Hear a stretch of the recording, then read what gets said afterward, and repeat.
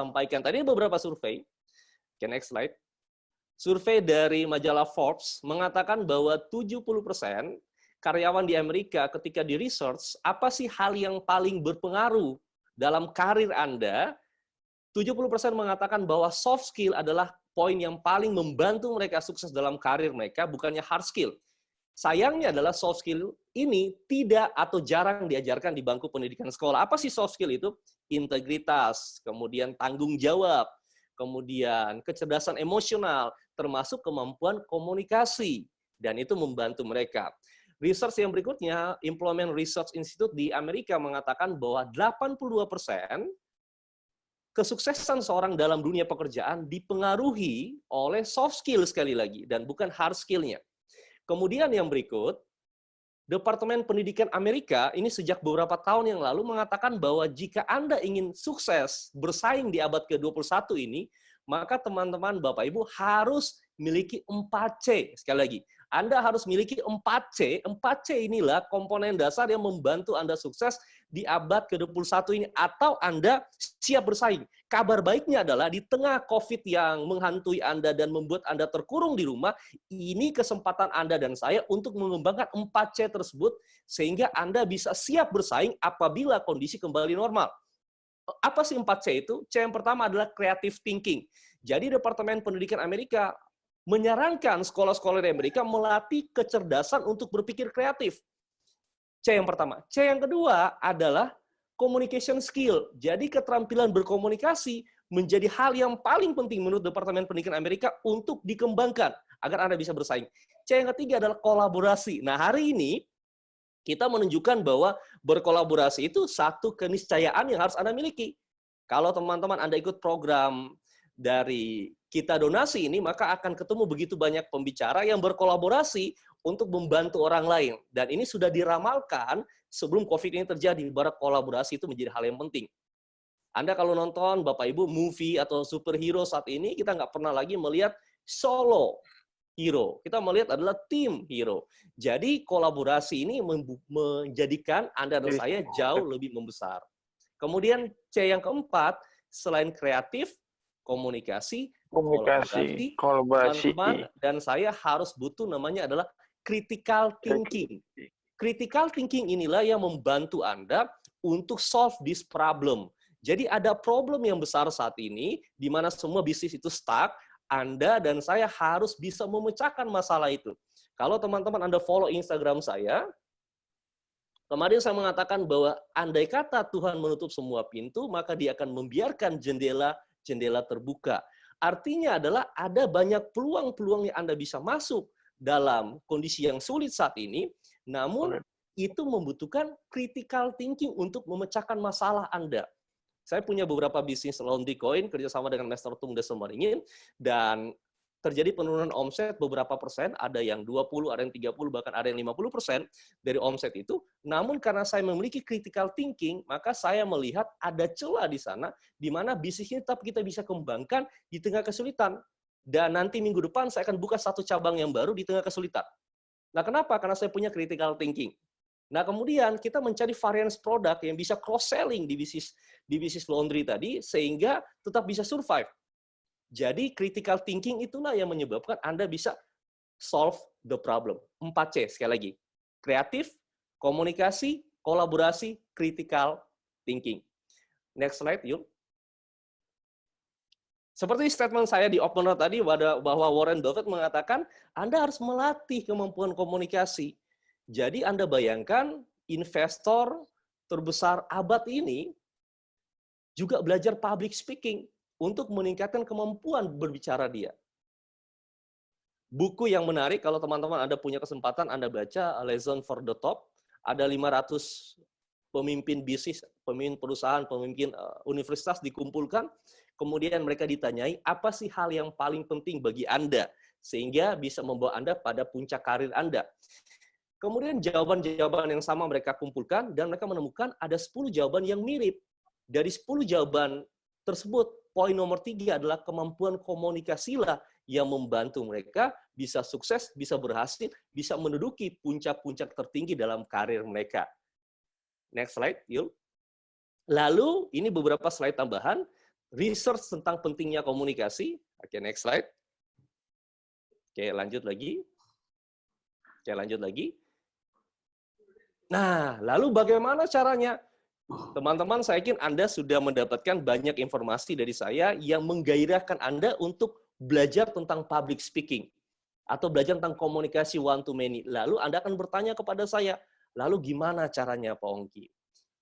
Poin yang pertama, ketika teman-teman Anda ingin menguasai ilmu public speaking ini, ingin menguasai ilmu presentasi ini, maka Anda dan saya harus menguasai tentang diri kita sendiri.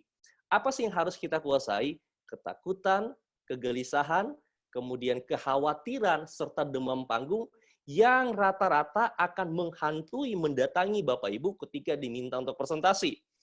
Saya yakin beberapa di antara Anda ketika diminta presentasi mungkin saja deg-degan, mungkin saja keringat dingin, mungkin saja pucat pasi, mungkin saja juga harus bolak-balik ke toilet. Ada yang alami itu? Dan kalau Anda mengalami hal tersebut, tenang saja, Anda tidak sendiri. Jadi survei teman-teman Bapak Ibu dari Employment Research Institute, satu lembaga survei di Amerika, kepada 3.000 orang dengan sebuah pertanyaan yang sama, apa sih hal yang paling Anda takutkan dalam hidup ini? 21% atau urutan pertama mengatakan bahwa bicara depan kelompok adalah hal yang paling mereka takutkan. Bahkan ketakutan akan public speaking ini mengalahkan ketakutan akan kematian. Jadi Anda bayangkan teman-teman Bapak Ibu, mungkin saja mereka ditanya, Bapak, Ibu, Anda pilih mana, ngomong atau mati? Saya yakin beberapa di antara Bapak, Ibu ketika ditugaskan di kantor, Pak, besok nanti Anda presentasi ya. Mungkin Anda mengatakan, mati aku. Dan langsung disurvei Bapak, Ibu. Jadi mati gitu ya. Jadi mereka, mati itu kematian urutan ke-7. Jadi public speaking Anda bisa bayangkan adalah hal yang secara general menakutkan bagi mayoritas kebanyakan orang. Lalu gimana caranya Anda mengatasi itu? Sebelum kita bicara tentang teknikalnya, kita bicara tentang pola pikir dulu. Ingatlah bahwa Anda dan saya tidak mungkin, sekali lagi, Anda dan saya tidak mungkin menghilangkan rasa takut. Yang ada adalah Anda memanage rasa takut itu, mengendalikan rasa takut tersebut. Perbedaan besar antara pembicara yang profesional dan pembicara yang amatir, dua-duanya punya rasa takut, namun pembicara yang profesional punya ilmu untuk mengendalikan rasa takut, sementara pembicara yang amatir membiarkan ketakutan mengendalikan dirinya. Sekali lagi, sama-sama punya rasa takut, namun pembicara yang profesional, seperti saya juga banyak pembicara yang lain, punya ilmu mengendalikan rasa takut ini, sementara pembicara yang amatir membiarkan ketakutan mengendalikan dirinya, sehingga terlihat, nampak jelas di hadapan audiensnya. Bagaimana audiensnya mengetahui Anda gugup takut? Salah satunya adalah gerakan memijit. Yang kedua adalah gerakan-gerakan yang menunjukkan Anda gugup. Yang ketiga adalah gemetar. Yang keempat, suara Anda kecil, dan seterusnya. Jadi kembali, secara psikologi yang pertama, ketahuilah bahwa semua orang, termasuk yang profesional, termasuk yang amatir, memiliki rasa takut, dan Anda tidak mungkin menghilangkan ketakutan itu. Yang ada adalah Anda mengendalikan rasa takut tersebut. Jadi lupakanlah dalam hati dan pikiran Anda sudah Anda belajar sepanjang 1,5 jam ini, ataupun nanti Anda follow Instagram saya karena begitu banyak video tentang tips-tips public speaking dan komunikasi di sana, lalu Anda ketakutannya hilang. Anda tidak mungkin sekali menghilangkan rasa takut, yang ada adalah Anda memanage itu. Lalu pertanyaan yang kedua, sebelum kita masuk kepada tekniknya adalah bagaimana caranya para pembicara-pembicara profesional itu bisa memanage rasa takut mereka. 6L. Latihan, latihan, latihan, lagi-lagi latihan. Latihan adalah salah satu kunci keberhasilan Anda untuk mengendalikan rasa takut Anda, atau bahasa Inggrisnya adalah flying clock. Jadi bahasa Inggris selama flying itu terbang, clock itu jam, yaitu jam terbang. Anda harus memiliki jam terbang sehingga Anda menguasai ilmu public speaking ini. Next slide, Yul. Oke, next slide. Next slide. Nah, ini beberapa survei. Kembali lagi, 3P tadi. Balik lagi. Ya, lalu bagaimana caranya teman-teman Anda mengendalikan rasa takut Anda? Ada 3P. Nah, teman-teman Anda perhatikan dulu. Saya sebelum masuk pada 3P ini, Saya yakin teman-teman Anda hari ini ikut program menurut saya sangat murah dan luar biasa dan setunggal semaringin. Sama-sama Anda dapat ilmunya, plus Anda dapat amalnya karena uang 100% didonasikan. Dan agar efektivitas belajar online ini tercapai, maka teman-teman Anda harus tahu cara belajar yang tepat. Atau Anda harus tahu level belajar. Nah, saya pribadi di dalam seminar, training, dan pelatihan, ada 6 level belajar yang harus Anda pahami, yaitu Run, AA, Eva, Create. Saya ulangi sekali lagi. Run, AA, Eva, Create. Yang terakhir. Run, AA, Eva, Create. Jadi ketika teman-teman Anda belajar, maka 6 level ini pastikanlah bahwa Anda harus masuk ke dalam 6 level belajar ini. Apa sih Run? R adalah remember. Kenapa saya membuat banyak jembatan keledai? 3S, subject mastery, sequencing, showmanship. 3B, berani berurutan bahasa tubuh. Cara mengendalikan rasa takut ada 3P. Penyesuaian diri, perubahan bahasa tubuh, dan pemanasan. Karena level belajar yang paling dasar, R adalah remember. Sepanjang talk show ini, sepanjang sesi ini, kalau teman-teman Anda tidak remember apa yang saya sampaikan, maka Anda nggak belajar. Anda hanya nonton proses belajar, Anda hanya nonton materi public speaking lewat Zoom. Anda nggak belajar. Jadi pastikanlah Anda harus remember 1, 2, 3, 4 poin hari ini. Atau saat ini. Remember. R, UN, run, R tadi remember, UN adalah understand. Jadi teman-teman level belajar yang deep dari remember adalah Anda memahami, mengerti. Nah, sampai pada level kedua ini, saya pribadi tidak begitu yakin apabila 1,5 jam ini Anda masuk pada understand. Namun saya berusaha agar Anda understand. Jadi Anda remember pasti, Anda understand level kedua, lalu yang ketiga Anda mulai melakukan analyzing, melakukan analisa.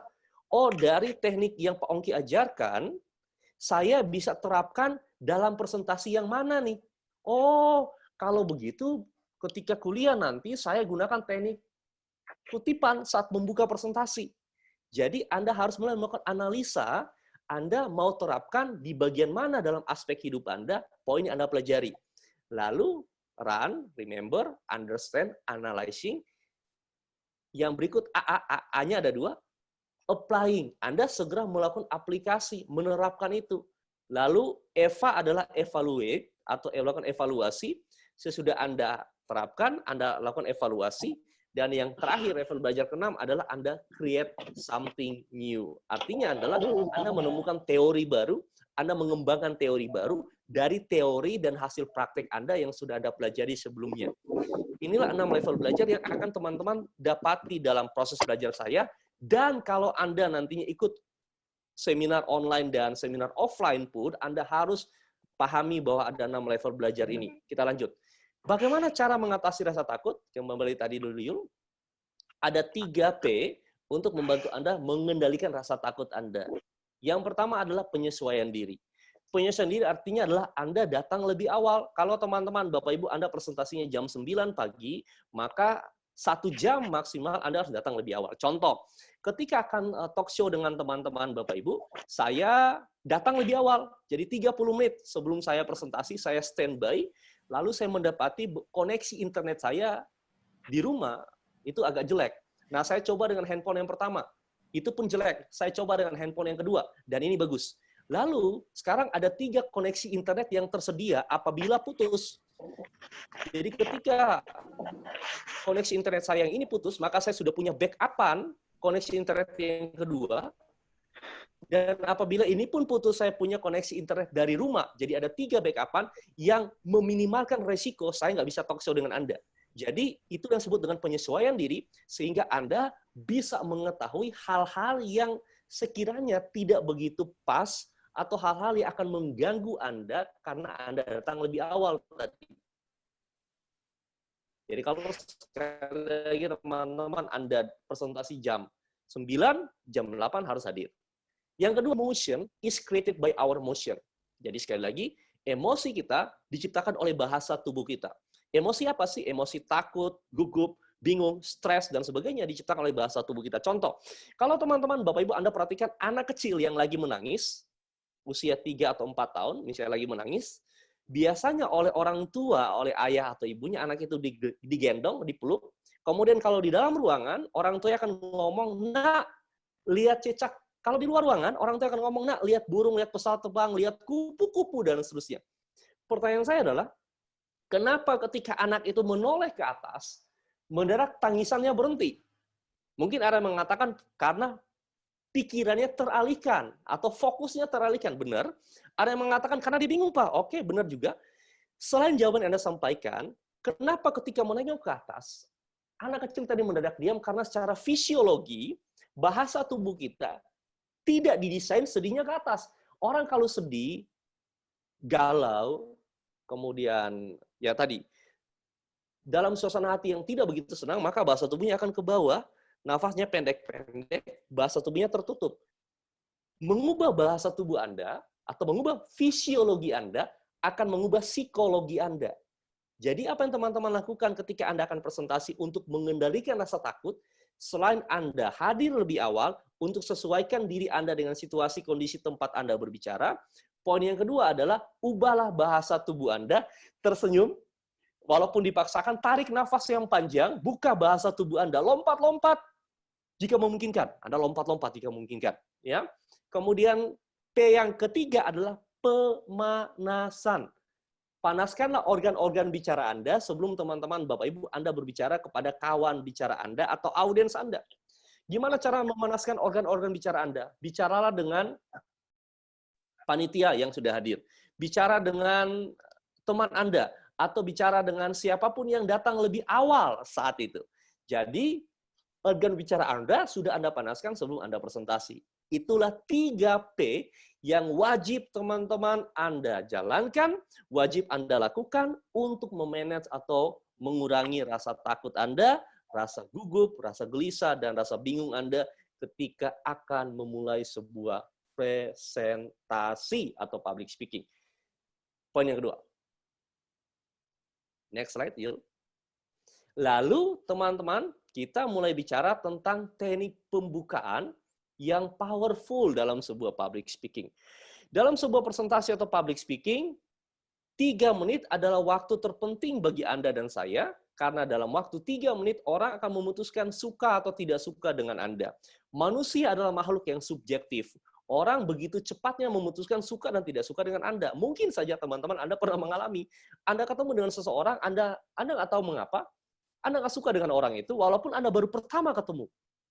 Ekspresinya, cara ngomongnya, mimik wajahnya, mungkin bau badannya, dan seterusnya. Anda memutuskan Anda nggak suka.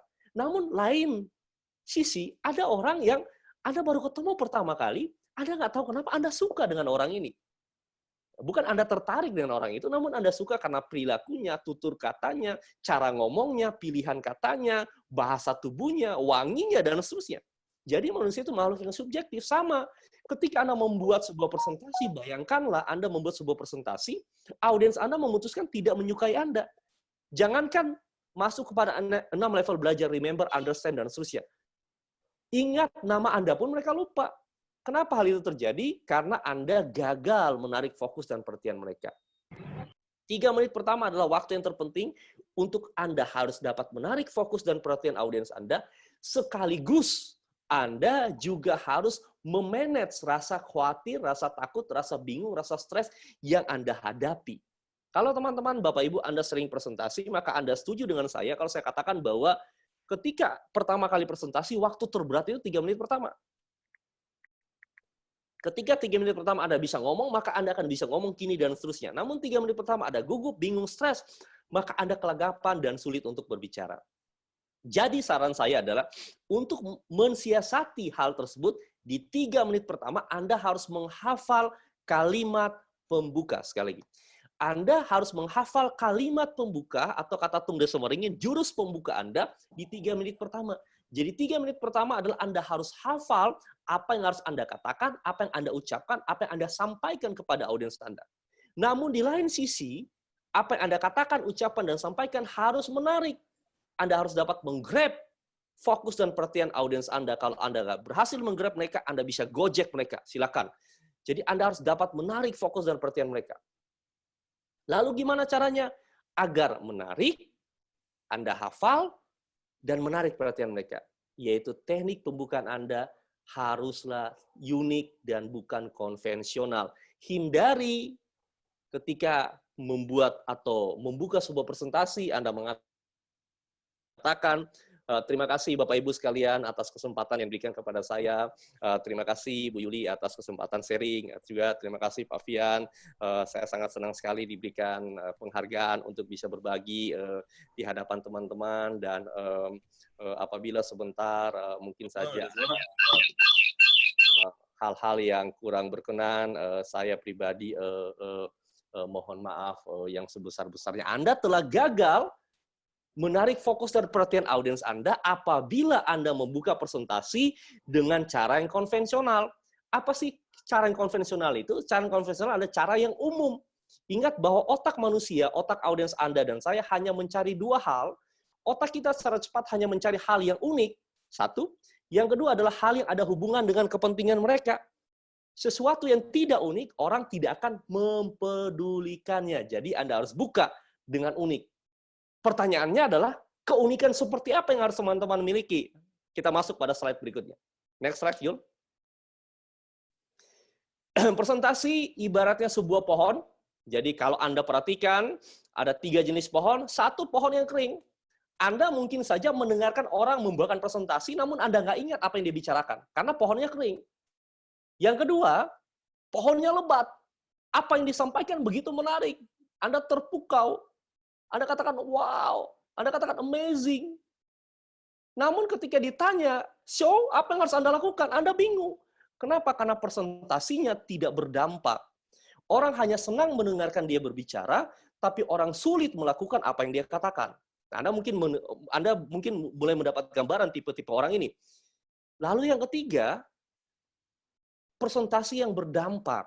Jadi presentasi itu sesudah si pembawa seminar atau presenter atau pembawa acara ataupun pembawa makalah dan materi menyampaikan pesan, pesan itu membekas dalam subconscious Anda, kemudian pesan itu mulai pelan-pelan tumbuh dan berbuah, lalu menghasilkan hasil yang maksimal.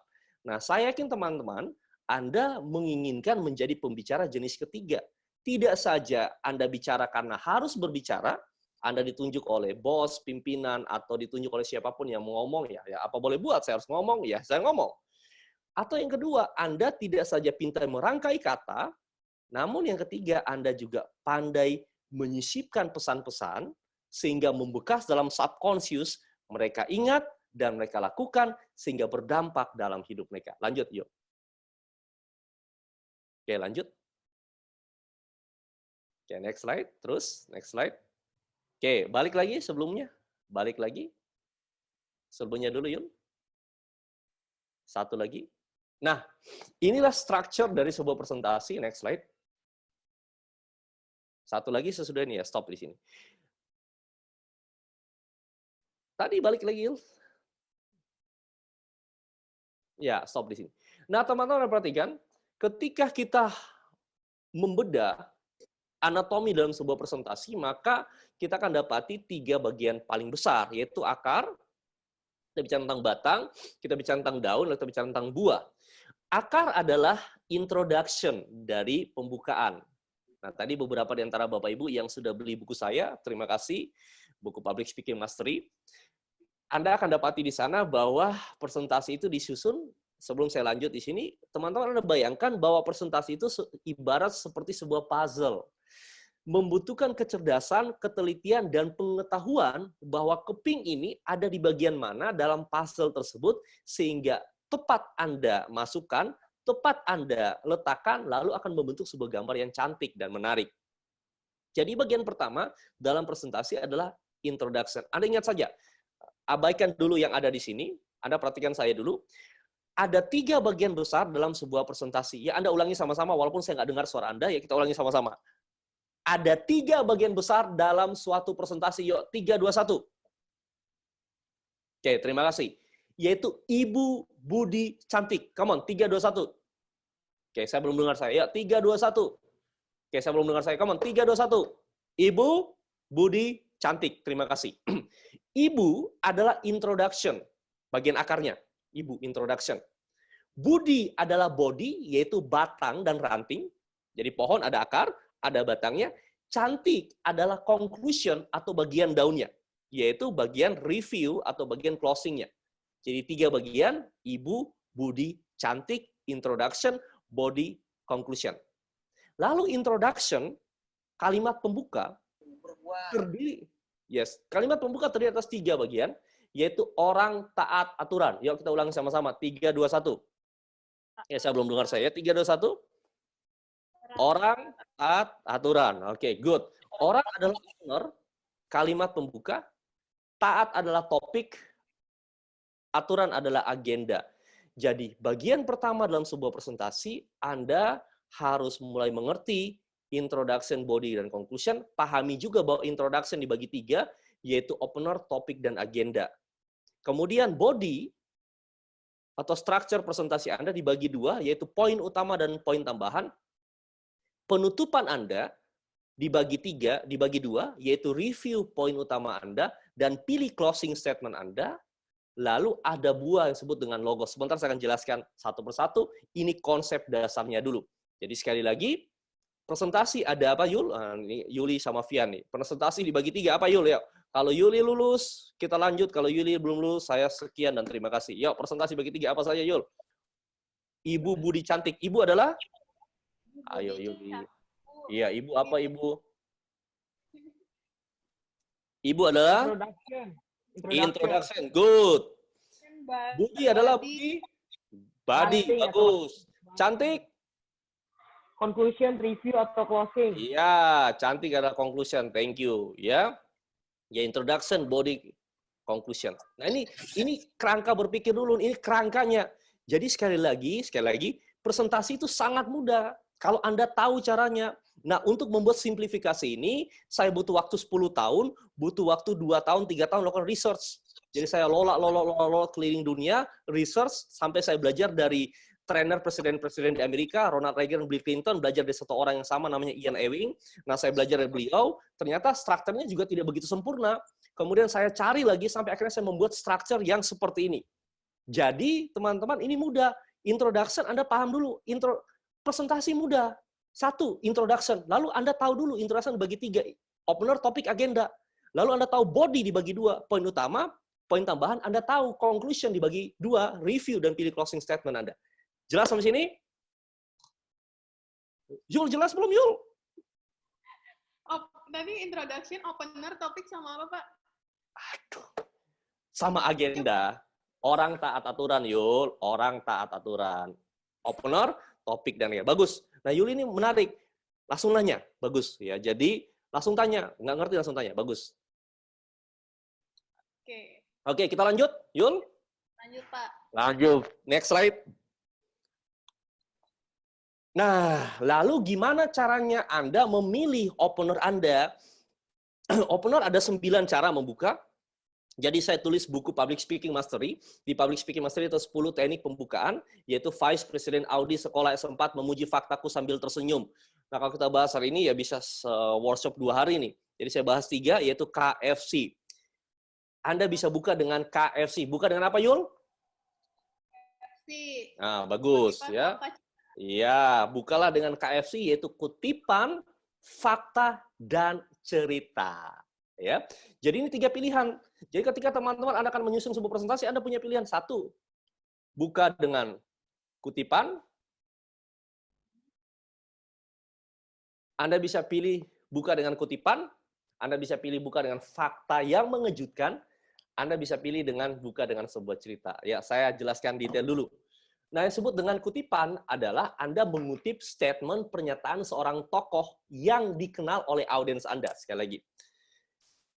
Kutipan adalah teknik membuka sebuah presentasi dengan mengutip statement pernyataan seorang tokoh yang dikenal oleh audiens Anda. Kalau sekiranya Anda agak ragu audiens Anda mengenal sang tokoh itu, maka Anda harus memberitahu background atau latar belakang sang tokoh tersebut. Nah, kalau teman-teman Anda datang lebih awal di kelas tadi, maka Anda tahu, Anda dengar, Anda ingat, saya membuka presentasi ini dengan apa? Ayo, masih ingat? Ayo Yuli, saya buka dengan apa Yul? Warren Buffett. Ya, Saya buka dengan Warren Buffett mengatakan bahwa itu adalah teknik pembukaan menggunakan kutipan. Namun kalau saya nggak yakin bahwa audiens saya mengetahui tentang Warren Buffett, saya akan menyampaikan background dari Warren Buffett tadi. Kutipan. Fakta adalah teknik pembukaan di mana Anda melontarkan sebuah fakta yang jarang diketahui, jarang dipahami oleh audiens Anda. Namun, Anda tidak perlu mengatakan Bapak Ibu sekalian. Ada sebuah fakta yang mengejutkan. Anda nggak perlu mengatakan ada sebuah fakta yang mengejutkan. Langsung saja pada faktanya, sama dengan kutipan. Anda tidak perlu mengatakan, Bapak Ibu, saya akan buka dengan sebuah kutipan. Langsung saja melontarkan kutipannya. Sama dengan sebuah cerita. Kesalahan kebanyakan orang atau kebanyakan pembicara dalam membuka presentasi dengan fakta kutipan maupun cerita, mereka melakukan framing. Dalam NLP disebut dengan framing. Memaksakan map mereka atau persepsi mereka kepada audiens mereka. Contohnya, dia mengatakan, Bapak Ibu, saya punya sebuah cerita yang sangat menyentuh hati. Itu kan kata Anda. Belum tentu menyentuh hati audiens Anda. Anda tidak bisa melakukan framing bahwa cerita itu menyentuh hati. Sampaikan saja cerita tersebut dan biarkanlah audiens Anda merasakan bahwa betul-betul kisah tadi menyentuh hati. Dan kalau Anda belajar di Train for Firework Trainers, Dr. Ernest Wong akan mengajarkan ini dengan begitu luar biasanya. Kemudian teman-teman, kita masuk ke KFC tadi. Pertama kutipan. Yang kedua fakta. Ada 3 hal berhubungan dengan fakta ini. 1, pastikan bahwa fakta ini adalah fakta terbaru. Ini penting. Yang kedua, pastikan fakta ini dari sumber terpercaya. Anda harus mengutip satu fakta dari sumber yang kredibel, punya kredibilitas, sumber yang independen, sumber yang mendapatkan pengakuan kredibilitas oleh masyarakat umum. Lalu yang ketiga, Anda bisa buka dengan sebuah cerita. Nah, ketika Anda buka dengan sebuah cerita, maka ada 3 pilihan cerita. Oke, saya belum dengar saya. Ada 3 pilihan cerita. Ada berapa pilihan cerita? 3. Oke, saya belum dengar. Ada berapa pilihan cerita? 3. Yaitu P, H, P. Yaitu apa, Yul? THP. P, H. THP. Ya, Yuli, korban atau pelaku? Pelaku. Oh, pelaku. Ya, bagus. P, H, P. Anda bisa memilih personal story, pengalaman pribadi Anda sehubungan dengan topik Anda. Anda bisa memilih historical, pengalaman orang lain, pengalaman teman Anda, sahabat Anda, seorang tokoh yang ada hubungan dengan topik Anda, atau perumpamaan atau metafora sehubungan dengan topik Anda. Jadi, sekali lagi, ada 3 pilihan cerita yang Anda bisa pilih, yaitu pengalaman Anda personal story, historical pengalaman orang lain, dan perumpamaan jenis cerita yang ketiga. Kemudian topik dan agenda. Ya, teman-teman, saya contohkan satu persatu fakta, kutipan, dan cerita Anda perhatikan. Dan struktur dari 3 ini, Anda perhatikan dulu struktur, introduction, body, sekali lagi, ada opener, topik, dan agenda. Nah, teman-teman perhatikan. Dalam sebuah presentasi, kalau Anda salah menyebutkan, Anda katakan, saya ulangi sekali lagi. Anda perhatikan. Ketika tadi mau menyebutkan opener, topik, dan agenda, saya salah menyebutkan. Saya katakan introduction, body, dan conclusion. Yang saya lakukan untuk meralat apa yang saya sampaikan yang keliru, saya katakan, saya ulangi sekali lagi. Saya tidak mengatakan, sorry, mohon maaf, saya salah. Saya katakan, saya ulangi sekali lagi untuk meralat apa yang saya telah sebutkan sebelumnya. Kita ulangi. Jadi, Anda perhatikan, saya akan contohkan opener, topik, dan agenda. Jenis pembukaan pertama yaitu fakta yang mengejutkan. Anda perhatikan dulu. Sebelum masuk ke sana, teman-teman perhatikan dulu. Sebelum masuk ke sana, ketika pertama kali tampil di depan audiens Anda, dalam konteks presentasi, maka pastikanlah Anda melakukan 2S ini, yaitu silent dan smile. Diam selama beberapa detik, lihatlah mata audiens Anda, tersenyumlah kepada mereka. Lalu lontarkanlah kalimat pembuka. Ya, perhatikan, saya akan contohkan sekali lagi fakta mengejutkan. Nah, perhatikan. Teman-teman, Bapak Ibu sekalian, survei dari The People Almanac Book of List kepada 3.000 orang di Amerika dengan sebuah pertanyaan yang sama. Apa hal yang paling Anda takutkan dalam hidup ini? 620 orang atau 21% atau urutan pertama mengatakan bahwa public speaking adalah hal yang paling mereka takutkan. Dan mungkin saja ketakutan yang sama juga menghantui diri teman-teman Bapak Ibu sekalian. Selamat siang, nama saya Ongki Oyanto dan hari ini saya bicara sebuah topik yang menarik sekali yaitu Public Speaking Mastery. Dan sepanjang 1 jam ke depan ada 3 S yang akan saya bagikan untuk Anda. Subject Mastery, Sequencing, dan Showmanship. Opener, topik, agenda. Contoh pertama. Contoh yang kedua, sudah saya sampaikan tadi. Contoh yang ketiga yaitu cerita. Anda perhatikan. Dan tebak cerita jenis yang mana yang saya ceritakan kepada Anda. Anda perhatikan. Teman-teman, Bapak Ibu sekalian, 15 tahun yang lalu saya bukanlah orang yang pintar dan dapat berbicara dengan baik di hadapan orang banyak. Jangankan berbicara di depan 20, 30, atau 40 orang. Berbicara di depan 2, 3, atau 6 orang membuat saya gugup, gemetar, bingung, dan stres, serta lupa apa yang akan saya sampaikan. Latar belakang saya sebagai seorang akuntan menyebabkan saya jarang sekali berinteraksi dengan orang banyak. Suatu ketika di tempat saya bekerja, terjadi pergantian pimpinan saya yang lama bernama Pak Dwi dipindah tugaskan, kemudian digantikan oleh seorang ibu yang bernama Ibu Megi. Agak berbeda dengan gambaran orang akuntan yang saya pahami dan saya kenal, Ibu Megi adalah seorang komunikator yang sangat luar biasa.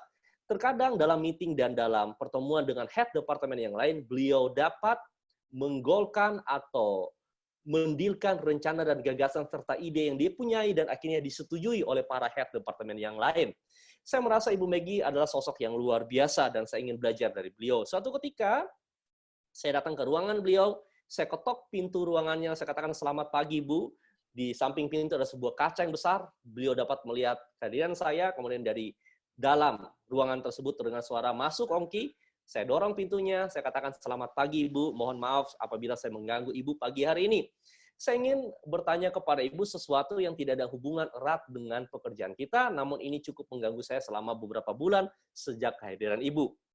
Bu, dalam bayangan saya seorang akuntan adalah seorang yang kaku, yang susah untuk ngomong, dan hanya berada di belakang meja. Namun, bayangan itu sirna dan hilang ketika saya melihat sosok Ibu. Kalau saya bisa tahu, apa yang harus saya lakukan agar saya dapat berbicara, berkomunikasi, dan melakukan presentasi sebaik Ibu? Tanya saya. Beliau tersenyum melihat saya dan katakan, Ongki, walaupun Anda seorang akuntan, Anda juga harus belajar tentang public speaking, karena itu akan membantu karir kamu. Nasihat beliau, belajarlah dengan membeli buku, ikutlah pelatihan, dan berlatihlah. Nasihat dia 15 tahun yang lalu. Ketika mendengar nasihat beliau, saya pun mengembangkan keahlian keterampilan saya komunikasi. Saya beli puluhan buku, saya datang ratusan seminar, kemudian saya praktekkan lebih dari 10 tahun, dan hari ini saya bisa menguasai ilmu public speaking. Dan mungkin saja, teman-teman, Bapak, Ibu, Anda mengalami masalah-masalah yang saya alami 15 tahun yang lalu. Oleh karena itu, pada kesempatan kali ini, saya akan bicara sebuah topik yang menarik sekali, yaitu Public Speaking Mastery. Selamat pagi, nama saya Ongki Oyanto, dan sepanjang 1 jam ke depan, ada 3 S yang akan saya bagikan. Subject Mastery, Sequencing, dan Showmanship. Itulah contoh Anda mulai sebuah presentasi dengan suatu cerita yang namanya adalah, apa Yul? Personal story, cerita pengalaman pribadi Anda. Bagian pertama kita lewati, yuk kita pindah bagian kedua, yuk next slide. Ya, buka dengan KFC. Lalu yang kedua, teknik menyusun isi presentasi. Yang ketiga. Next slide, yuk. Teman-teman, Anda sama-sama ulangi kata-kata saya, ada 3 cara menyusun isi presentasi. Oke, saya belum dengar saya. 3, 2, 1 ya. Ada 3 cara menyusun isi presentasi. Yuk, 3, 2, 1. 3 cara menyusun isi presentasi. Bagus, yaitu 5 wanita bermasalah dengan waktu. Yaitu apa? Wanita bermasalah dengan waktu. Oke, 5 wanita bermasalah dengan waktu. Yuli sering masalah dengan waktu nggak, Yul? Yul, Iya. sering masalah dengan waktu nggak? Oh, masuk ya. Berarti dia masuk dalam 5 wanita itu. Ketika teman-teman Anda kepengen menyusun isi presentasi, maka teman-teman bisa memilih teknik pertama adalah 5W dan 1H. Saya yakin Anda pasti ingat, dalam pelajaran bahasa Inggris ada 5 pertanyaan yang Anda bisa awali dengan 5W. Why, what, where, when, who. Jika teman-teman ingin menyusun sebuah materi presentasi dalam bodinya tentunya, maka Anda bisa memilih yang pertama adalah 5W and 1H. Jadi 5W, 5W, dan 1H. Dalam 5W ini, teman-teman Anda bisa pilih 2 di antara 5. Kalau saya pribadi, Kalau saya pribadi, saya biasanya menyukai menggunakan dua ini, yaitu why dan what. Jadi kalau misalnya topik saya adalah public speaking mastery hari ini, maka saya akan menyusun isi presentasi saya dengan why. Kenapa Anda harus belajar public speaking? Ya, kenapa Anda harus belajar public speaking? Kemudian saya berikan beberapa data. Lalu saya akan mulai dengan kedua, apa sih public speaking itu? Apa sih public speaking itu? 2W tadi. Lalu hanya harus ada how. Bagaimana caranya Anda menjadi good public speaker? How-nya. Jadi 5W dan 1H. Teknik pertama. Yang kedua adalah teknik masalah dan solusi. Ketika teman-teman Anda kepengen untuk menyusun isi presentasi dengan masalah dan solusi, maka teman-teman pastikan Anda memberitahu masalah-masalah yang dialami oleh audiens Anda sehubungan dengan presentasi. Alangkah baiknya Anda tahu apa masalah audiens Anda dulu. Tentu Anda harus membuat survei. Namun kalau Anda tidak sempat melakukannya, pastikanlah masalah kebanyakan orang sehubungan dengan topik Anda. Sekali lagi, alangkah baiknya Anda mengetahui apa yang menjadi masalah audiens Anda dalam menyusun sebuah presentasi atau sehubungan dengan topik Anda, apa masalah mereka. Tentu Anda punya survei sebelum presentasi itu berlangsung. Namun jika itu tidak memungkinkan, maka Anda bisa melakukan generalisasi bahwa masalah umum yang terjadi di luar sehubungan dengan topik Anda juga adalah masalah yang dihadapi oleh audiens Anda. Anda bisa melakukan generalisasi hal itu. Masalah dan solusi adalah teknik di mana Anda menyampaikan masalah-masalah orang, lalu Anda memberikan solusi sehubungan dengan masalah tersebut. Contoh, jika topik saya hari ini adalah public speaking mastery, maka saya akan sampaikan 3 buah masalah yang dihadapi oleh kebanyakan orang sehubungan dengan public speaking. 1, takut. 2, isi presentasi yang nggak jelas. 3, bahasa tubuh yang kaku. Lalu 3 masalah ini saya akan berikan solusi. Namanya adalah masalah dan solusi. Jadi paparkanlah masalah-masalah yang terjadi, lalu sampaikan solusi-solusi mengatasi masalah tersebut. Itu sebut dengan masalah dan solusi. Lalu teknik ketiga sebut dengan waktu. Teknik waktu adalah teknik presentasi di mana Anda memberikan rentan waktu dulu, sekarang, masa akan datang. Tidak semua presentasi cocok dengan konsep waktu. Kalau public speaking mungkin ya bisa tidak. Misalnya contoh, perkembangan public speaking di Indonesia dulu, sekarang, masa akan datang. Ya boleh juga. Atau kalau yang paling pas misalnya perkembangan minat berinvestasi di saham dulu, sekarang, masa akan datang. Rentan waktu. Atau perkembangan online course di Indonesia dulu, sekarang, masa akan datang. Jadi Anda menggunakan rentan waktu dulu, sekarang, masa akan datang. Ya, itulah contoh ketika teman-teman ingin menyusun isi presentasi, gunakan masalah, solusi, juga gunakan teknik waktu. Oke, next slide. Yang berikut. Nah, teman-teman, ini sudah tadi ya. Next slide. Nah, yang paling penting teman-teman, Bapak Ibu sekalian, dalam sebuah presentasi adalah ilustrasi. Apa sih ilustrasi ini? Ilustrasi adalah teknik untuk menjelaskan poin-poin yang Anda bahas. Atau teknik menjelaskan poin-poin yang Anda akan sampaikan. Contoh, ketika saya mengatakan bahwa, sebelum masuk kepada contohnya, ini konsep dasarnya dulu. Otak manusia, otak audiens Anda dibagi dalam 2 belahan, yaitu otak kiri dan otak kanan. Otak kiri bicara tentang angka, bahasa, urutan, logika, studi kasus.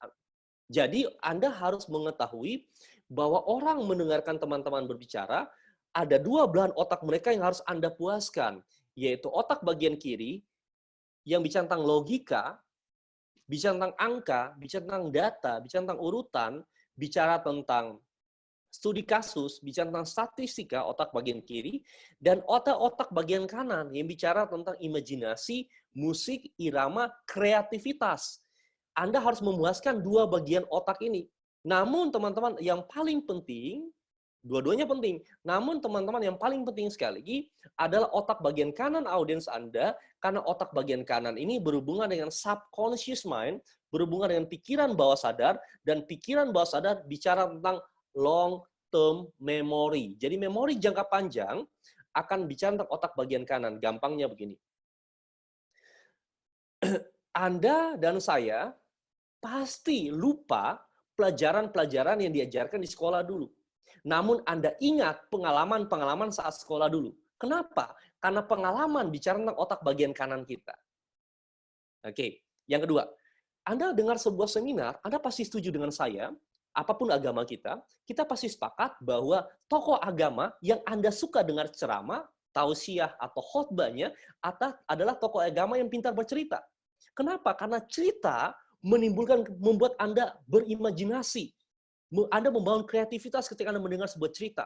Dan ketika Anda pulang, cerita itu tetap tertanam dalam subconscious Anda. Dan ketika Anda selesai seminar pelatihan itu, cerita yang sudah tertanam itu akan menginspirasikan Anda untuk melakukan sama seperti yang diceritakan itu.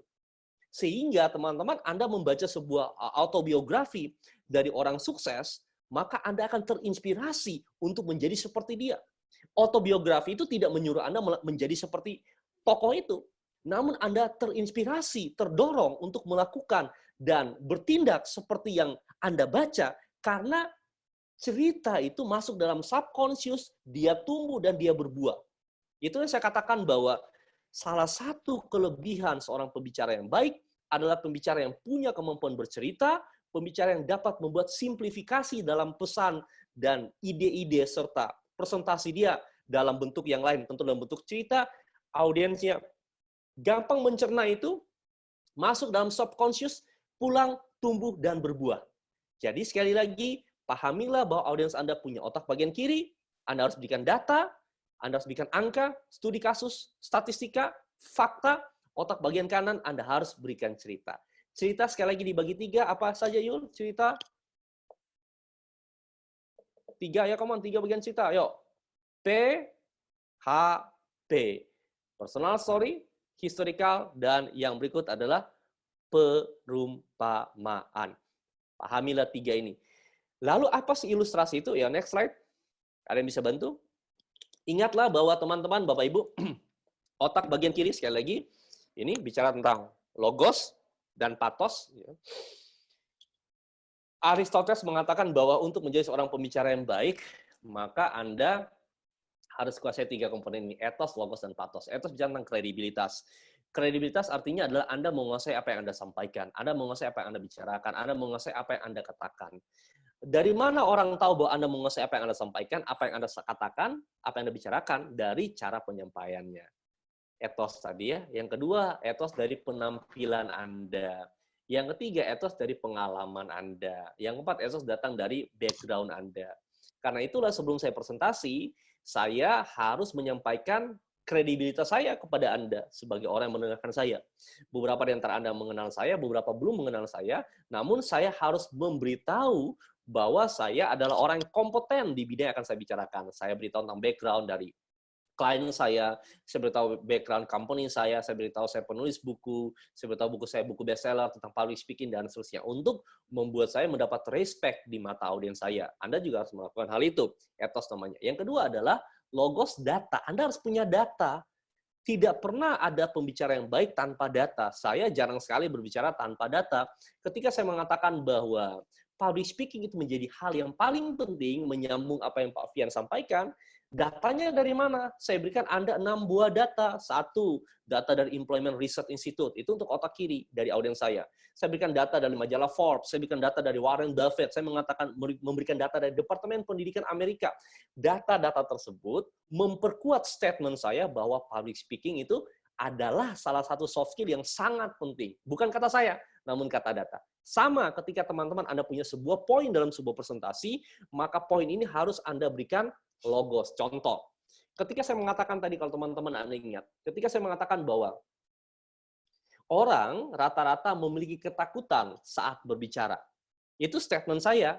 Statement saya harus saya sisipkan logos, yaitu data dari pihak yang lain. Saya mengutip data dari Employment Research Institute di Amerika. Itu sebagai logos. Lalu yang kedua, Anda harus berikan namanya pathos atau cerita.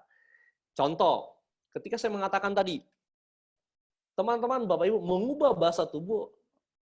Tadi kalau teman-teman Anda perhatikan, Anda ingat, saya mengatakan bahwa salah satu cara untuk mengendalikan rasa takut adalah mengubah bahasa tubuh Anda dan saya. Lalu saya kutip statement seorang tokoh, yaitu Anthony Robbins. Dia mengatakan bahwa our emotion is created by our motion. Itu disebut dengan logos. Logos termasuk Anda mengutip pernyataan seorang pakar atau seseorang yang paham atau seorang ahli di bidangnya. Itu disebut logos. Lalu saya tambah cerita. Kalau teman-teman Anda masih ingat, saya cerita tentang seorang anak kecil yang lagi nangis, kemudian oleh ayah atau ibunya dipeluk atau digendong, kemudian diminta untuk nengok ke atas. Ketika bahasa tubuh itu berubah, tangisan anak itu pun berhenti. Itulah disebut dengan logos dan pathos. Saya punya sebuah poin itu saya berikan data, poin itu saya sampaikan sebuah cerita yang memperkuat poin tersebut. Next slide. Yang berikut adalah teknik penutupan yang berkesan. Teman-teman, Anda sudah belajar tadi tentang pembukaan, kemudian sudah belajar tentang body, kita sudah bicara tentang akar, kita sudah bicara tentang batang dan ranting, kita sudah bicara tentang buah-buahnya, lalu kita bicara tentang daun, yaitu teknik penutupan. Next slide.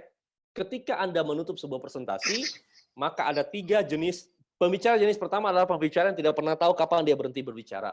Jadi, ada orang atau beberapa orang ketika sudah waktunya untuk closing, dia masih berputar, dan dia tidak pernah berhenti saat waktunya untuk berhenti.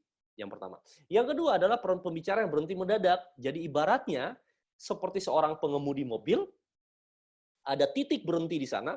Pengemudi yang pertama adalah pengemudi di mana dia akan berputar, baru dia berhenti. Pengemudi atau pengendara atau driver jenis yang kedua adalah driver yang berhenti mendadak. Driver jenis ketiga adalah pengemudi yang sudah melihat titik tujuannya, kemudian ketika dia mulai mendekati, kecepatan mobil itu mulai berkurang dan dia akan berhenti dengan baik ketika mencapai titik itu. Sama dengan pembicara. Perhatikan, ketika saya mengatakan ada 3 jenis pembicara, saya menggunakan ilustrasi yang namanya perumpamaan. Saya mengandaikan, mengumpamakan pembicara ini dengan seorang driver. Itulah teknik ilustrasi yang namanya adalah bagian ketiga, namanya adalah perumpamaan. Ya, teman-teman, sebelum Anda tutup sebuah presentasi, yang harus Anda lakukan pertama kali adalah mereview kembali, mengulangi kembali beberapa poin penting yang harus audiens Anda ingat sehubungan dengan topik Anda. Jadi sekali lagi Anda bisa mengulangi 2 atau 3 poin yang paling penting di antara yang paling penting tadi untuk mengingatkan mereka. Lalu yang kedua, pilih closing statement Anda. Kalau untuk opener, Anda bisa gabungkan 2 atau 3 teknik, misalnya Anda menggunakan cerita plus fakta, boleh. Atau Anda gunakan kutipan plus fakta, silakan. Namun dalam closing, Anda hanya bisa pilih 1 di antara 3 ini. Ada 3 teknik penutupan presentasi, yaitu KJP. Ya, next slide. KJP. Ya, KJP adalah kutipan, Janji, pantun. janji, dan pantun. Terima kasih. Jadi teman-teman Anda bisa tutup dengan kutipan, janji, dan juga bisa menutup dengan sebuah pantun. Ya, kita perhatikan dan belajar satu persatu. Teman-teman, ketika Anda ingin menutup dengan sebuah kutipan, sama seperti opener, jangan pernah mengatakan, teman-teman, saya akan tutup dengan sebuah kutipan. Anda langsung saja pada kutipannya, dan perhatikan, teman-teman, opener dan closing harus Anda hafal. Sekali lagi, opener dan closing harus Anda hafal. Anda tidak mungkin untuk membaca opener Anda atau membaca closing Anda. Ini haruslah Anda hafal. Ya, kenapa harus Anda hafal? Karena opener yang dibaca menyebabkan Anda kehilangan eye contact atau kontak mata dengan audiens Anda. Closing yang Anda baca juga menyebabkan Anda kehilangan kontak mata dengan audiens Anda. Kutipan sama seperti contoh yang di awal tadi. Teman-teman perhatikan, saya akan contohkan satu persatu kutipan, janji, dan pantun. Sebelum saya contohkan, teman-teman Anda ingat bahwa Anda harus mereview dulu, baru Anda pilih baru Anda closing, gunakan salah satu di antara 3 ini. Perhatikan, cara saya menutup dengan kutipan, ya. Teman-teman, Bapak Ibu sekalian, 1,5 jam ini saya sudah sampaikan tentang 3 aspek yang paling penting untuk membantu Anda menjadi seorang yang menguasai ilmu public speaking. Ingat, yang pertama adalah subject mastery atau punya ilmu mengendalikan rasa takut Anda. Yang kedua adalah punya ilmu menyusun isi presentasi Anda atau sequencing. Dan yang ketiga, punya ilmu untuk menampilkan bahasa tubuh yang elegan. Winston Churchill, seorang tokoh besar dunia, pernah mengatakan bahwa bukan apa yang Anda tahu yang penting, namun apa yang Anda lakukan dengan apa yang Anda tahu itu akan jauh lebih penting. Sepanjang 90 menit ini, Anda tahu banyak hal tentang public speaking, dan itu tidak menjadi poin penting kita. Poin penting kita adalah pulang Anda praktekkan, lakukan apa yang sudah Anda pelajari sebelumnya. Senang bisa berbagi banyak hal dengan teman-teman Bapak Ibu sekalian. Sukses untuk Anda, dan selamat sore. Jenis yang pertama, ini belum selesai Bapak Ibu. Jenis yang pertama. Jadi kutipan. Anda bisa mengutip statement, pernyataan seorang tokoh tertentu. Mungkin teman-teman Anda sering nonton Indonesia Lawyers Club, dan kalau Anda ingat atau Anda perhatikan, Carney Elias akan menutup dengan kutipan, quote, termasuk atau hadis. Anda bisa tutup dengan sama kutipan dari kitab suci, hadis, kemudian Anda bisa tutup dengan kutipan dari seorang tokoh tertentu. Anda nonton Hitam Putih, Deddy Corbuzier akan menutup dengan kutipan juga. Lalu yang kedua adalah janji. Janji adalah teknik penutupan di mana Anda meminta audiens Anda berjanji mempraktekkan melakukan apa yang sudah Anda sampaikan sebelumnya. Contoh, perhatikan, saya tutup dengan sebuah janji. Teman-teman, Bapak Ibu sekalian, sepanjang 90 menit ini saya sudah katakan atau saya sudah sampaikan tentang 3 aspek yang akan membantu Anda untuk menguasai ilmu public speaking. Ingat, subject mastery, yang kedua adalah sequencing atau urut-urutan yang baik dan benar, yang ketiga adalah showmanship atau bahasa tubuh yang elegan. Berjanjilah kepada diri Anda untuk mempraktekkan dan melakukan apa yang sudah Anda pelajari, sehingga pengetahuan Anda berubah menjadi sebuah keterampilan. Senang bisa berbagi banyak hal dengan teman-teman Bapak Ibu sekalian. Sukses untuk Anda, dan selamat sore. Contoh yang kedua, janji. Lalu yang ketiga, teman-teman, pantun, plus kita akan latihan sama-sama. Kita latihan sama-sama. Teman-teman, yang ketiga adalah pantun. Ketika Anda gunakan pantun, maka pastikanlah bahwa Anda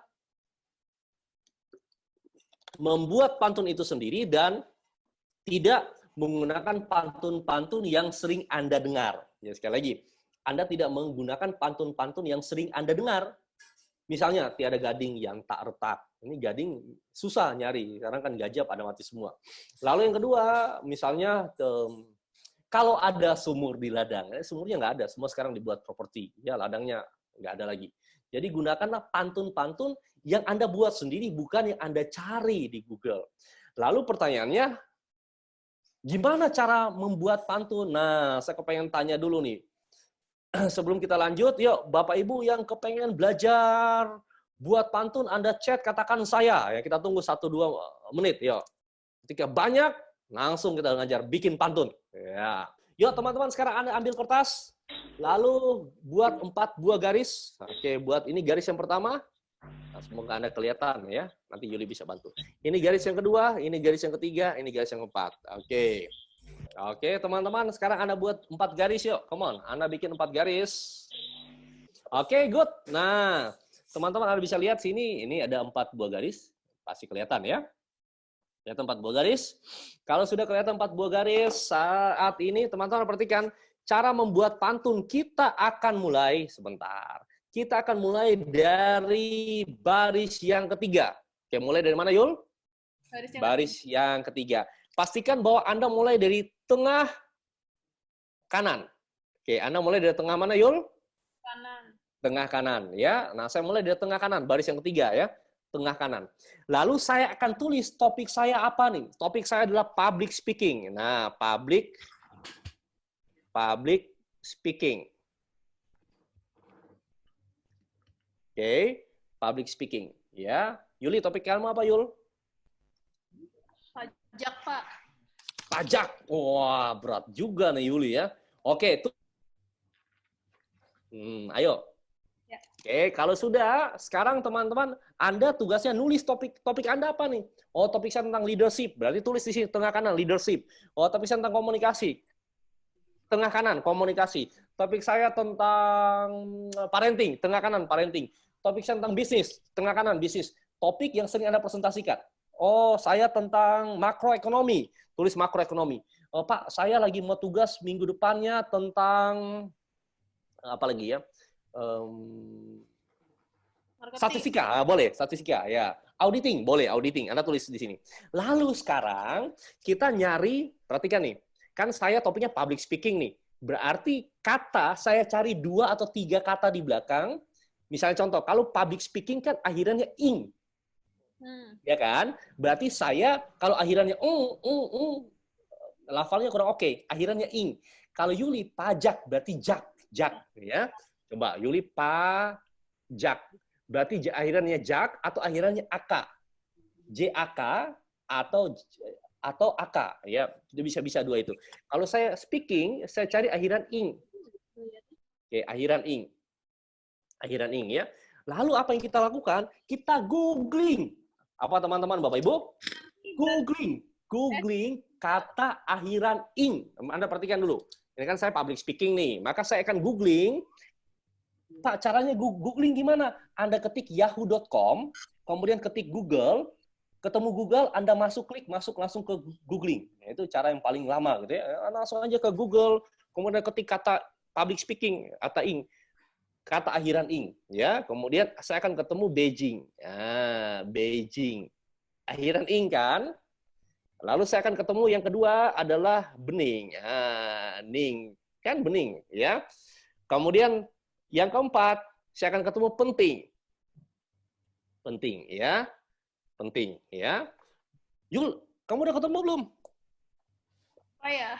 Ayo, kita sementara ini punya saya sudah. Ya, teman-teman sambil praktek, kita nyari punya Yuli dulu ya. Pajak. Ketik. Bentar.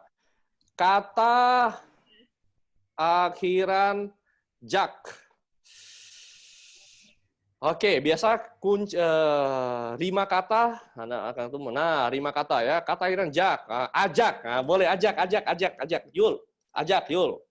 1 ajak. Ajak. Apalagi Yul? Jejak ya, jejak. Ya, kemudian apa lagi? Bajak, boleh. Bajak. Yuk, sekarang saya kan sudah ketemu. Sekarang kita langsung real case punya Yuli. Ayo Yul. Ini kan banyak nih. Apa? Pilih apa yang mana? Bijak, injak, jejak. Sebentar, pilih 1 dulu. Yang pertama ya, sekarang kan teman-teman sekali lagi ya, ini punya Yuli nih. Kan 4 nih ya. Pajak, beliau kan topiknya pajak nih. Oke, topiknya pajak kan. Nah, sebentar Yul sampai kamu cari, saya ambil alat tulis dulu, bentar. Oke ya, kita kembali lagi. Nah, Yuli, saya sudah ngasih waktu 1 menit. Bentar, tak cari spidol dulu nih. Nah, ini dapat spidol ya. Oke, kita kembali ke Yuli. Ya, Bangge. Nah, kembali ke Yuli. Ingat, ada 4 garis tadi kan? Ya. 1, 2, 3, 4. Oke, ini punya Yuli nih. 4 garis ya. Pajak, yang ketiga kan pajak. Oke ya. Pajak. Oke, tengah, kanan. Oke, Yul sekarang pilih, tadi dari banyak tuh, injak, bajak, apalagi tuh. Ya, come on, ajak. 1 kata dulu. Apa nih? Yang pertama. Ya? Bijak. Kenapa? Bentar, Bang. Ayo. Bijak. Oh, wah ini banyak nih ngasih masukan nih. Jejak. Yul, mau pilih yang mana Yul? Ayo. Bijak, Pak. Oh, bijak. Bijak ya. Oke, kemudian yang kedua? Kalau ajak? Ajak ya, bebas aja, bebas ya, ajak ya. Nah, biasanya ini tipsnya. Biasanya yang ketiga, yang keempat itu kan ajakan. Jadi yang lebih positif. Jadi bijak ini kita pindah ke 4. Nah, bijak kita pindah ke 4. Yang ini agak ngaco-ngaco boleh. Yang pertama, yang kedua agak lucu ngaco boleh ya. Ajak boleh. Ya? Lonjak. Lonjak ya. Oke. Sekarang kita mulai ya. Hah? Rujak ya. Rujak atau lonjak nih? Ajak ganti rujak boleh ya. Sekarang kita bikin kita bikin kalimat, kata akhirnya lonjak. Ayo, bikin kalimat, kata ini baris pertama nih, kata akhirnya lonjak. Ayo, come on. Akhirannya Lonjak, kata lonjak. Ikut seminar, lonjak-lonjak. Nah, ikut seminar, lonjak-lonjak. Ya. Lalu? sambil makan dan bicara. Asiknya, lalu sambil makan rujak. Nah, lalu pajak ya, kawan? Apa ya? Apa ya? Belajar pajak, bayar pajak atau apa nih? Terserah kamu. Belajar pajak. Ya? Taat pajak. Belajar. Ayo kita belajar pajak agar jadi orang bijak. Agar jadi orang bijak. Ya. Sip, jadi dalam waktu 2 menit Anda belajar bikin pantun. Nah, ini nggak pernah diajarkan di sekolah manapun. Nah, ini hasil perenungan saya sepanjang beberapa tahun. Jadi membuat pantun tidak pernah ada hubungan dengan kosakata Anda, ada hubungan dengan kuota Anda. Jelas kuota Anda nggak ada ya, selesai. Ya. Nah, sekarang Yul sekali lagi. Nah, ini di unmute. Jadi ini kan punya Yuli nih ya. Di unmute. Nah, kamu ingat, yang pertama apa tuh? Sebentar, jangan dulu unmute semua. Yang pertama apa tadi, Yul? Ikut lonjak-lonjak. Oke, yang kedua. Lonjak-lonjak. Yang kedua? Makan rujak. Oke, yang ketiga? Ya, kita belajar pajak. Ya, yang keempat? Jadi orang bijak. Oke, good. Nah, ini yang kita lakukan. Kamu ngomong satu baris, ini sebentar kamu unmute, kamu ngomong satu baris, lalu teman-teman yang hadir ada 283 orang, kita ngomong cakep. Jelas? Ya, saya belum dengar saya. Jelas? Jelas ya? Jadi, oke, good. Oke, good. Jadi, Yuli ngomong, yang pertama kita ngomong cakep. Lalu Yuli ngomong yang kedua, kita ngomong cakep. Ya, lu ngomong yang ketiga, kita ngomong cakep. Lalu yang keempat, kita ngomong siap. Oke, siap ya? Oke, siap Yul. 3, 2, 1. Ikut seminar lonjak-lonjak. Cakep. Asiknya sambil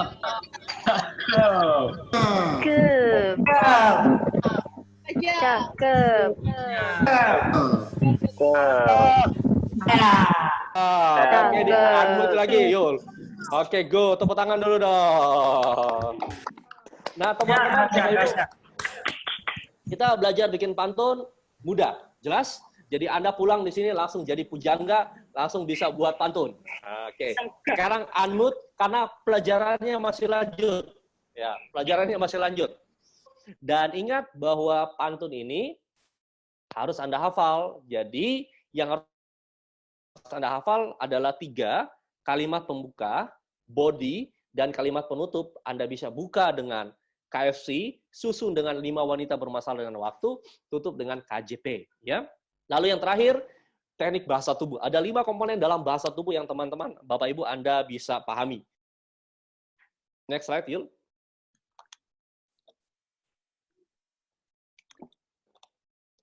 Yang pertama adalah mata, yang kedua adalah voice, yang ketiga adalah basic position, yang keempat adalah hands, yang kelima adalah leg.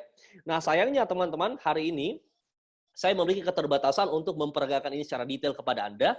Lalu nantinya ketika teman-teman Anda kepengen belajar ini, ada 2 cara atau 3 cara. Satu, Anda beli buku saya, Public Speaking Mastery. Yang kedua, kalau Anda kepengen visual, Anda bisa follow Instagram saya, sebentar saya akan sampaikan, @ongkihojanto. Atau yang ketiga, Anda bisa subscribe YouTube saya, Inspirator Sukses. Ini 3 pilihan untuk teman-teman yang kepengen belajar lebih detail tentang hal-hal ini. Kita masuk pada poin yang pertama. Dalam public speaking, tidak ada yang salah dan tidak ada yang benar, selama teman-teman Anda tidak lakukan 2 hal ini. Satu adalah hoax, yang kedua adalah sara. Selama Anda tidak menyebarkan kabar bohong, menyebarkan berita bohong, yang kedua Anda tidak sara, apa yang Anda sampaikan tidaklah salah, yang ada adalah menarik dan tidak menarik. Lalu untuk jadi menarik, Anda harus latihan terus-menerus tentunya. Sama seperti bahasa tubuh, tidak ada yang salah dan tidak ada yang benar. Mata yang tidak menarik adalah apabila Anda terlalu banyak melihat ke bawah, melihat ke atas, atau Anda membaca slide demi slide yang ada di layar. Saya yakin beberapa di antara teman-teman Bapak Ibu, Anda pernah lihat ada orang yang memberikan presentasi, membaca kata demi kata yang ada di layar tersebut. apabila Anda presentasi hanya membaca kata demi kata, yang terjadi adalah teman-teman alangkah baiknya Anda print out materi tersebut, Anda bagikan kepada audiens Anda, lalu Anda sampaikan, teman-teman, Bapak Ibu sekalian yang akan saya bicarakan sudah ada di tangan Anda, tolong pulang dan baca sendiri.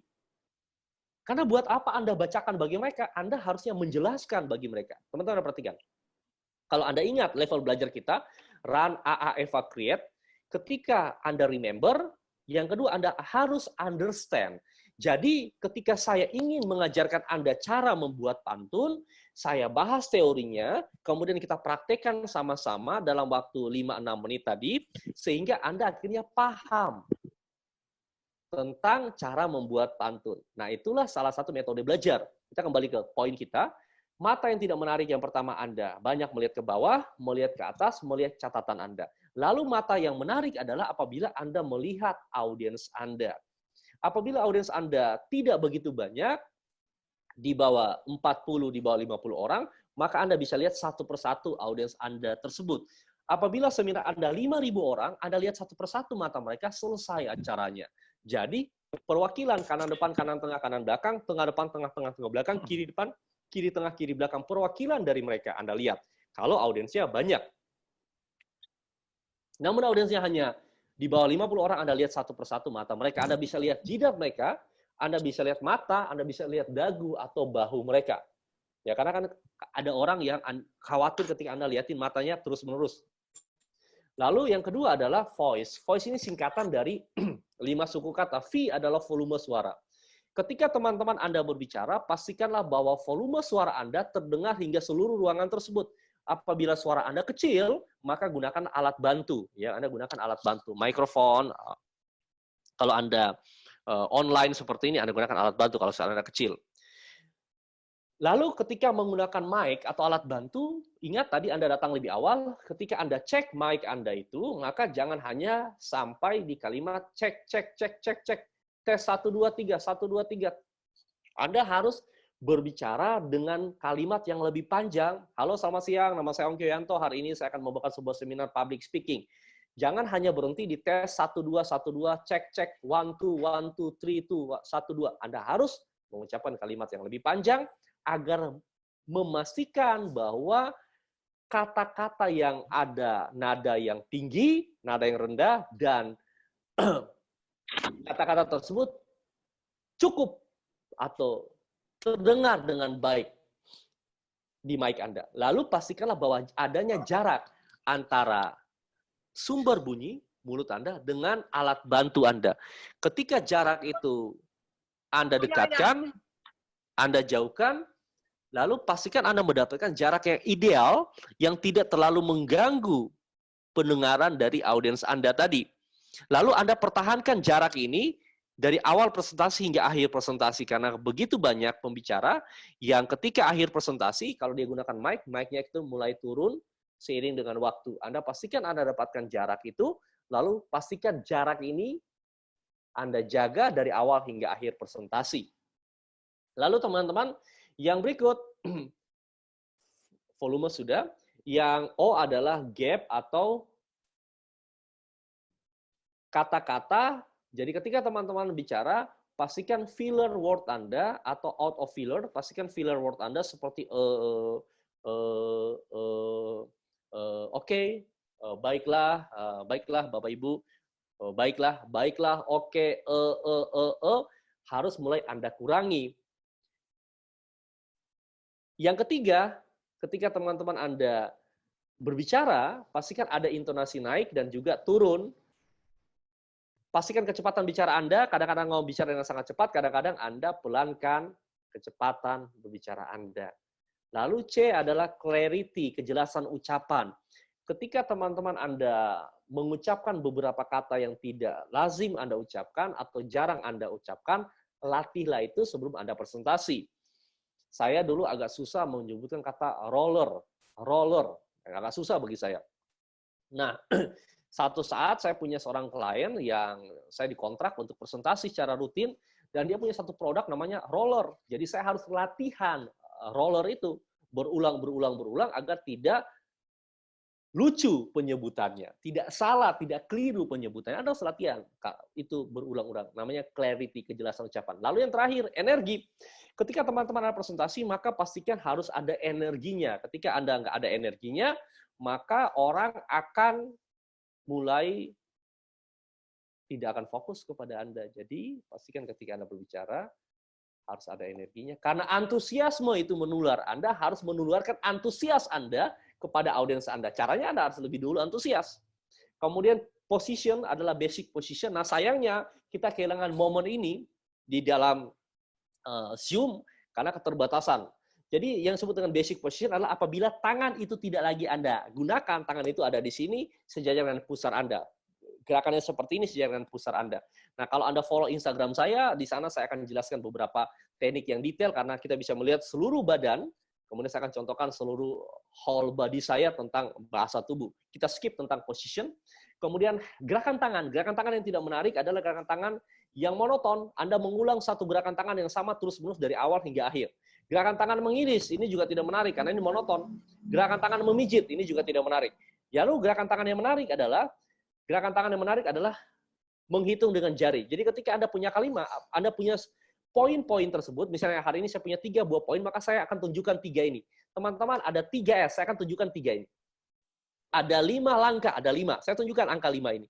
Ada 7 step, saya tunjukkan 7 ini. Ya, jadi gerakan tangan yang menarik adalah menghitung dengan jari. Kalau Anda punya beberapa poin, Anda perlihatkan itu. Ya, 1. Lalu yang kedua, gerakan tangan yang menarik adalah teman-teman, Anda bisa membuat yang namanya cherry picking. Ya, Anda bisa membuat cherry picking. Apa sih cherry picking itu? Cherry picking adalah Anda memetik buah cherry. Jadi gerakan tangan seperti ini, yang memetik buah cherry. Itu disebut dengan cherry picking. Gerakan tangan disebut dengan cherry picking. Ya, memetik buah cherry. Lalu gerakan tangan yang menarik yang berikut adalah sound effect. Jadi ketika teman-teman Anda poin, Anda bisa selingi dengan sound effect. Yo Bapak Ibu kita masuk pada poin yang ketiga. Yo Bapak Ibu kita masuk pada poin ini. Yo kita masuk pada poin yang ketiga. Ya, itulah beberapa gerakan tangan yang teman-teman Anda bisa praktekkan, Anda bisa buat. Itulah beberapa gerakan tangan yang bisa Anda buat, yang bisa Anda mulai lengkapi ya. Jadi sekali lagi menghitung dengan jari, kemudian cherry picking. Cherry picking adalah teman-teman ketika Anda ingin untuk menekankan sebuah poin, maka Anda bisa lakukan dengan verbal, lalu Anda bisa lakukan dengan, sekali lagi, bisa lakukan dengan verbal, dan Anda bisa lakukan dengan non-verbal. Ya. Gerakan tangan seperti ini adalah non-verbal, kemudian verbal. Teman-teman Anda perhatikan cara Anda perhatikan kalimat berikut ini, dan perhatikan penekanannya dengan verbal, dan juga penekanan dengan non-verbal. Perhatikan.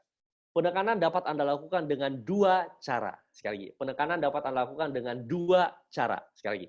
Penekanan dapat Anda lakukan dengan 2 cara. Perhatikan. Kata 2, saya tekankan dengan verbal, saya ikuti dengan non-verbal. Perhatikan. Penekanan dapat Anda lakukan dengan 2 cara. Sekali. Penekanan dapat Anda lakukan dengan 2 cara. Ya. Verbal, 2, non-verbal. Itu yang teman-teman Anda bisa lakukan untuk gerakan tangan. Lalu yang terakhir kita bicara tentang kaki. Jadi teman-teman ketika Anda public speaking, maka yang satu adalah yang tidak menarik. Yang tidak menarik adalah Anda terlalu banyak mondar-mandir, terlalu sering mondar-mandir. Atau yang kedua yang tidak menarik adalah Anda hanya berdiri di satu sisi, Anda nggak pernah berjalan ke sisi yang lain. Lalu yang ketiga, kaki tidak menarik adalah Anda terlalu banyak maju mundur. Atau yang keempat, Anda berdiri tidak kokoh. Berdirilah dengan kokoh. Ya, sekali lagi, basic position dan leg, kita akan kehilangan momentum atau kehilangan penjelasan karena keterbatasan tools yang kita gunakan. Namun apabila Anda kepengen belajar lebih detail, Anda bisa masuk ke Instagram saya karena ada banyak video-video gratis yang Anda bisa ikuti. Nah, ini yang kita bisa belajar dan teman-teman kita review beberapa poin yang sudah saya ajarkan hari ini. Ingatlah bahwa untuk menjadi seorang yang dapat berkomunikasi dengan baik, maka teman-teman Anda harus menguasai ada 3 instrumen. Yang pertama adalah mengendalikan rasa takut Anda. Yang kedua, bisa menyusun isi presentasi dengan baik dan benar. Yang ketiga, menampilkan bahasa tubuh elegan. Lakukanlah 3 hal ini sehingga Anda bisa menguasai ilmu public speaking. Nah, itu saja dari saya. Yang paling terakhir, seorang pembicara besar dunia bernama Big Al mengatakan bahwa Impian menentukan apa yang Anda inginkan, namun usaha dan tindakan akan menentukan apa yang Anda dapatkan. Jika Anda punya impian untuk menguasai ilmu public speaking, ayo bertindak dan berusaha dengan cara berlatih apa yang sudah kita sampaikan sepanjang hari. Senang bisa berbagi dengan Anda. Sukses untuk teman-teman, Bapak Ibu sekalian, dan selamat sore. Wah, thank you Pak Ongki. Sama-sama, Yuli. Nanti bisa, next slide adalah Instagram saya, Anda bisa follow karena kita bisa bicara tentang public speaking, lebih detail, showmanship, khususnya basic position, dan yang berikutnya. Ya, thank you. Thank you Pak Ongki, thank you teman-teman. Oke, boleh follow Instagramnya Pak Ongki @ongkihoyanto. Tadi juga sempat udah ada yang nanya Pak Ongki, udah siap workshop public speaking 5 hari, caranya gimana? Oke. Nanti saya umumkan ya, nanti lewat Yuli saja yang Anda kepengen dapat informasi tentang public speaking hanya 2 hari, kalau 5 hari kita nggak public speaking ya. 2 hari, nanti bisa nanya ke Yuli atau bisa follow Instagram saya, nanya ke Yuli juga jauh lebih baik ya, kemudian nanti Yuli terus ke saya. Ya, oke, sesi tanya jawab sedikit Pak Ongki ya. Oke, silakan. Oke, ada dari Ibu Anastasia, dari Ibu Yeni Oktavia dulu. Anak-anak usia berapa boleh dilatih public speaking, Pak Ongki? Oke, anak-anak dilatih public speaking tergantung levelnya. Ya, jadi oke, silakan. Pertanyaan tadi anak-anak di atas 11 tahun, kemudian kalau di bawah 11 tahun kita belum punya kelasnya. Nah, kita punya 2 kelas, yaitu kelas internasional, berarti kita ngajar gunakan bahasa Inggris, anak-anak juga latihan gunakan bahasa Inggris, public speaking for teenagers, English class, kemudian yang kedua adalah public speaking for teenagers, itu di atas 11 tahun, dengan bahasa Indonesia, dia latihan presentasi bahasa Indonesia. Nah, saran saya, teman-teman, kemungkinan besar, kita akan membuat kelas dengan online seperti ini, jadi kalau anak-anak, teman-teman, Bapak Ibu, saya yakin kan masih study atau ya belajar di rumah, berarti Anda bisa ajak mereka untuk ikut kelas public speaking. Nanti bisa tanya ke Yuli, kemudian kita bisa bikin kelasnya. Ya, nanti koordinasi by Yuli. Nanti tolong Yul, nomor handphone di mana? Yang tertarik, ayo silakan ke Yuli. Ayo, ada lagi Yul? 081291987954. Oke, ada lagi pertanyaannya dari Ibu Anastasia. Pak, adakah pengalaman lucu memalukan selama Bapak jadi pembicara dalam sebuah seminar yang Bapak ingat sampai sekarang dan menjadi pelajaran? Oh, banyak. Banyak. Jadi, saya pernah lupa presentasi, saya bukan pernah lupa. Saya pernah lupa materi, kemudian saya pernah lupa cerita, gitu. Saya pernah lupa diri itu artinya ngomong aja, nggak berhenti-berhenti. Karena bingung kan ngomong apa nih, kita mutar, di situ nggak pernah selesai. Jadi banyak. Jadi it's okay, jadi pengalaman mengajarkan kita untuk jauh lebih baik kan. Nah, kalau pengalaman yang lain selain tadi, ketika saya jadi professional public speaker, itu kan sudah lebih dari 10 tahun.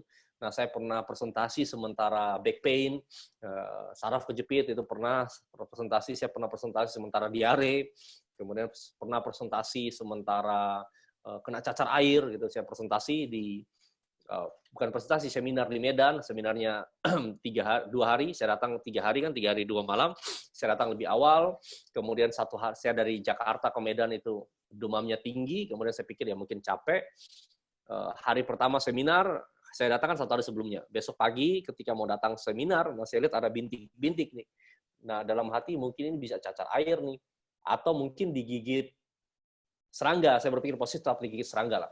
Nah presentasi, hari pertama seminar, tetap demamnya nggak turun, sore hari saya ke dokter ngomong, Pak, Bapak positif nih cacar air. Lalu saya malam-malam telepon si panitia, Bu, saya kena cacar air, kan masih ada 1 hari nih. Apakah besok Ibu masih mau presentasi? Saya masih siap. Namun kalau Ibu nggak mau lagi, ya sudah, kita pindah hari lain. Nanti saya ganti harinya. Karena beliau juga takut, pesertanya juga ketularan. Akhirnya nggak jadi. Akhirnya saya presentasi 2 hari, namun saya nginap 1 minggu di Medan. Karena harus istirahat, kan nggak bisa pulang. Pesawat nggak terima ketika ada cacar air. Jadi banyak suka duka. Thank you, Bu Anastasia. Ya, thank you. Ada dari Kak Luana, penutupannya keren. Seneng banget bisa belajar bareng Pak Ongki. Wah. Sama-sama, senang juga bisa ketemu di sini. Oke, dari Pak Eko Pakpahan. Pak Ongki mau tanya tentang durasi masing-masing bagian saat presentasi one-on-one dengan klien? Ya, oke, presentasi one on one itu tentu akan berbeda dengan one to many. Hari ini kita bicara one to many kan. Nah, presentasi one on one itu saya diminta untuk ngisi di acara dari Bank Mandiri, yaitu Wirausaha Muda Mandiri. Jadi mereka punya final dengan Net TV, saya diminta untuk ngisi tentang elevator pitch. Elevator pitch adalah teknik presentasi di mana hanya 10 menit. Jadi kadang-kadang kan Anda approaching seseorang, dia waktunya nggak banyak. Jadi ada presentasi ke mereka, ini one to many, bukan one on one ya. One on one akan berbeda. One to many, jadi satu kepada banyak orang, Anda punya project, punya proposal, Anda harus presentasi ke direksi dan sebagainya dalam waktu 10 menit. Apa yang harus Anda lakukan? Ya sama, introduction, body, dan conclusion.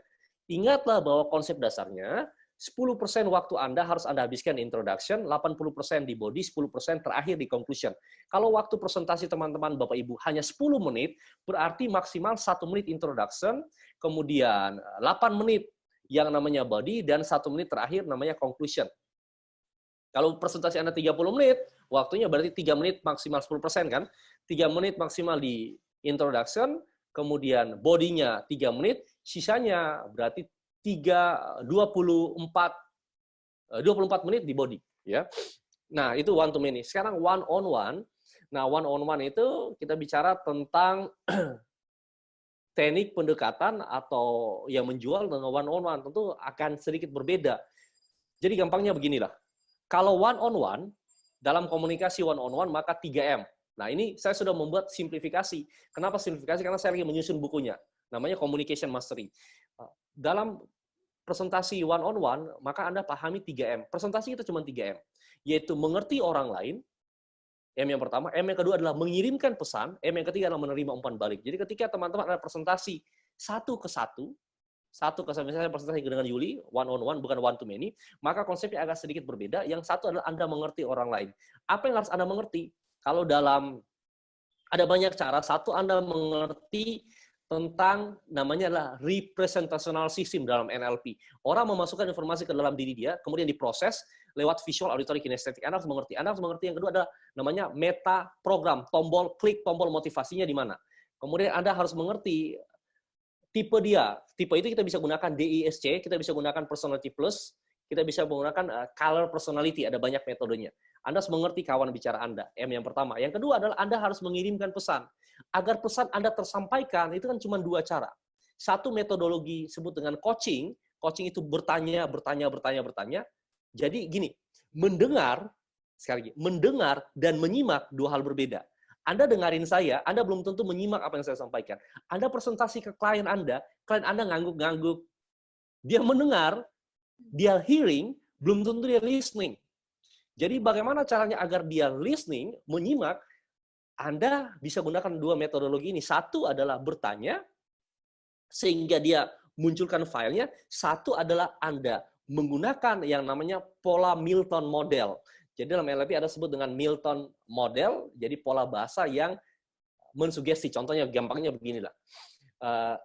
Yul, kita mau meeting di kantor atau di Starbucks? Starbucks. Nah, Anda mau meeting di kantor, mau di Starbucks, tetap kita meeting. Itu namanya double blind. Anda memberikan 2 pilihan yang sama-sama ya. Atau kalau kita di dunia penjualan kan Anda pasti tahu. Bapak mau pesan 2 lusin dulu atau mau setengah lusin dulu? Ya terserah mau 2 lusin, mau setengah lusin, dia sama-sama pesan. Nah, itu kan bahasa yang sugesti. Kemudian Milton Model contoh. Take question itu pakai ya, betul, dan setuju. Contoh. Yul, saya yakin hari ini Anda belajar banyak hal tentang public speaking. Setuju? Setuju. Dia pasti jawab setuju. Kenapa? Karena saya gunakan take question, yaitu setuju. Jadi secara psikologi, orang itu ngomong 5 kali setuju, ya, yang ke-6 pasti ya. Nah, itu kita gunakan take question. Jadi 3 tadi, mengerti orang lain, mengirimkan pesan, kemudian yang ketiga adalah menerima umpan balik. Menerima umpan balik artinya adalah Anda, dalam NLP disebut dengan kalibrasi, Anda membaca bahasa tubuh kawan bicara Anda. Ini 3M yang teman-teman Anda bisa perhatikan. Ya, next. Oke, ada dari Kak Suyanti, nggak berasa 2 jam materinya, ilmunya praktikal. Oke, ada dari Pak Malik, Pak, saya mau silakan, tanya, Pak Malik. saat perkenalan diri, apabila achievement kita masih belum banyak, bagaimana cara meyakinkan audiens bahwa kita kompeten dan kredibel untuk membawakan materi kita? Pertanyaan bagus. Nah, di dalam kelas Mesa Tunggal Semaringin, Trend for Firework Trainers, saya selalu mengatakan begini, manusia punya angle hidup yang menarik. Ibaratnya begini, di tangan seorang fotografer profesional, sebuah objek, saya punya sebuah objek nih. Objek ini kelihatannya biasa saja karena Anda tidak menemukan angle yang menarik dari objek ini. Namun di tangan profesional fotografer, angle yang sama, dia akan mencari sudut yang baik, sudut yang menarik, sehingga angle ini menjadi menarik. Nah, ketika Anda kepengen untuk menjadi seorang trainer atau pembicara, maka teman-teman harus menyusun profil Anda. Contohnya begini, ketika orang ikut kelas saya di Train for Firework Trainers Patung Desa Maringin, nah mereka tulis, Pak, saya ini dia tulis karya. Lalu saya tanya, Pak, Bapak kantor cabangnya berapa banyak di Indonesia? Dia katakan kami hanya punya satu kantor, yaitu di Jakarta. Nah, saya katakan berarti Bapak bisa tulis di situ karyawan teladan se-Indonesia. Pertanyaan saya, dia salah nggak? Nggak salah dong. Wong dia kantor kan cuma satu. Salahnya adalah salah kantor dia, ngapain cuma satu. Tapi kata se-Indonesia tadi, dia nggak bohong, ya memang benar. Karyawan talang sini, wong dia kantornya cuma satu di Jakarta. Yang salah dalam membuat profil adalah Anda berbohong. Itu salah. Namun, yang paling penting adalah Bapak harus mencari angle yang menarik. Apa sih angle yang menarik dari hidup Bapak, sehingga Anda bisa jual itu. Nah, namun jangan seperti salah satu peserta seminar saya. Namanya Pak Joko. Mantan dokter cilik. Wah, dokter cilik yang kelamaan. Mantan bayi sehat se-Indonesia kelamaan. Jadi, yang ada korelasinya, Anda cari. Selalu ada angle hidup yang menarik, yang kita cari pasti ketemu.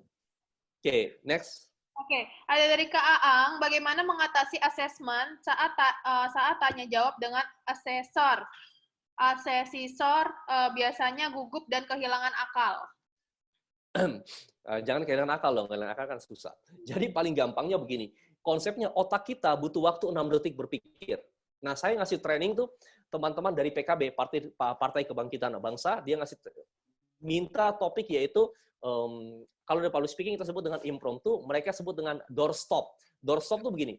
Jadi ketika para anggota DPR MPR ini dia keluar dari ruangan, mereka kadang-kadang dikejar oleh wartawan dan minta statement, minta pernyataan yang mereka kadang-kadang nggak siap. Itu kalau dalam public speaking disebut dengan impromptu, kalau dalam teknik komunikasi yang lain disebut dengan doorstop. Ingat, konsep dasarnya mudah. Otak kita butuh waktu 6 detik berpikir. Anda menjawab di bawah 6 detik, tandanya Anda nggak berpikir. Nggak berpikir, satu, jawabannya ngawur. Yang kedua, jawabannya pakai emosi. Jadi gimana caranya? Nah, ini sama Anda akan belajar di Train for Firework Trainers juga. Satu, Anda ulangi pertanyaannya. Jadi kalau Anda, untuk membuat otak Anda berpikir, satu, Pak Aang, adalah Anda ulangi pertanyaan dari asesor tadi. Yang kedua adalah, satu, Anda tahu nama, sekali lagi, satu, Anda tahu nama. Yang kedua, Anda ulangi pertanyaannya. Yang ketiga, Anda bisa berikan pujian. Ya, ini yang saya ngajarin juga di para peserta dari Wirausaha Muda Mandiri. Coba Yuli, Anda nanya satu pertanyaan ke saya, Yul. Pertanyaan apapun. Atau tadi pertanyaan dari Pak Aang juga boleh, kita ulangi. Pertanyaannya. Oke. Yang lain nggak apa-apa kan ya? Boleh, Bagaimana bebas. mengurangi rasa malu jika berbicara dengan teman karena biasanya akan terjadi saling ejek, Pak? Oke, ini pertanyaan bagus dari Yuli. Saya ulangi pertanyaannya Yuli, kalau saya salah tolong ralat. Nah, Yuli tadi nanya, bagaimana caranya kita berkomunikasi dengan teman agar efektif, walaupun seringkali terjadi salah ejek. Seperti itu, Yul, pertanyaannya? Ya. Oke. Nah, jadi sekali lagi Pak Ang, Anda dengan asesor tadi Anda ulangi pertanyaannya, satu itu. Kemudian yang kedua adalah Anda tahu nama, ulangi pertanyaan. Yang ketiga Anda berikan pujian. Ya, semoga bermanfaat, Pak Ang. Ya, yang berikut, Yul. Yang tadi itu, salah pertanyaan yang mana sekarang? Iya, yang mengurangi rasa malu jika berbicara dengan teman karena biasanya saling ejek. Oke, nah jadi dalam komunikasi itu kita tempatkan dulu tujuannya apa. Jadi ketika Anda, mohon maaf siapa yang nanya tadi? Pak Kenzi. Pak Kenzi. Oke, Kenzi satu adalah tujuan Kenzi ngomong dengan teman apa nih? Oh, tujuan kita cuma bercanda-bercanda doang. Nah kalau bercanda satu, karena konteksnya atau tujuannya bercanda, ya jangan baper. Itu poinnya, tujuan bercanda jangan baper. Cuman jangan kelewatan juga. Saling ngejek boleh nggak? Ya mungkin saja boleh, namun yang tidak boleh adalah Anda mengejek sesuatu yang sifatnya personal. Ingat, Anda bisa mengejek mengingat tanda kutip ya, sifat dan perilakunya bukan personalnya, termasuk kekurangan seseorang, kemudian latar belakang seseorang dan seterusnya ya. Jadi kembali lagi kalau konteksnya adalah bergurau, jangan baper. Dan yang kedua, kalau Anda tidak terlalu suka dengan apa yang mereka lakukan, berarti mungkin kita bisa kategorikan Anda dibully. Apa yang harus Anda lakukan? Satu adalah berani ngomong. Nah, saya menyusun satu konsep komunikasi di waktu libur ini kan minimal 3 lah dalam komunikasi. Jadi satu agresif, orang komunikasi agresif. Yang kedua ada pasif. Pasif dia nggak pernah mau frontal. Yang mungkin si Kenzi pasif tadi. Yang ketiga adalah asertif. Asertif adalah orang yang berani mengutarakan apa yang dirasakan, apa yang diinginkan kepada orang lain. Nah, misalnya kalau Kenzi tidak suka dibully, asertif harus berani ngomong bahwa kamu nggak suka diperlakukan seperti ini. Gimana caranya? Ya kamu bisa ngomong secara, bro, sorry ya. Mungkin bahasanya kan informal, bro, sorry ya. Gue nggak terlalu suka loh kalau lu ngomong kayak gitu. Sorry ya. Tapi kalau lu ngomong kayak gitu lagi, ya mohon maaf, gue nggak terlalu suka. Nah, kamu harus berani ngomong apa yang kamu harapkan, apa yang kamu tidak harapkan. Namun kalau kamu nggak inginkan. Tapi kalau kamu ingin terlibat dalam komunikasi yang sifatnya tadi, ya, joke dan sebagainya, jangan baper. Lanjut. Oke, ada dari Kak Kris, contoh kutipan apa lagi ya Pak untuk closing? Wah, kutipan banyak. Anda tinggal googling. Kutipan itu banyak. Tenang aja ya. Kutipan tuh ada nggak terbatas. Ya, kutipan satu, Anda bisa dari seorang tokoh. Kutipan Anda bisa buat sendiri. Kalau Anda kadang-kadang kan saya bikin kutipan kan bingung. Oh, ini siapa yang ngomong ya? Anda bikin aja orang bijak mengatakan. Ya. Anda juga bijak bikin kutipan kan.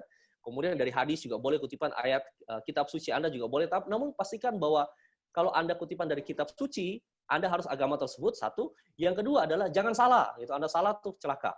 Yang kalau kutipan dari seorang tokoh, ya Anda ngawur-ngawur dikit boleh ya.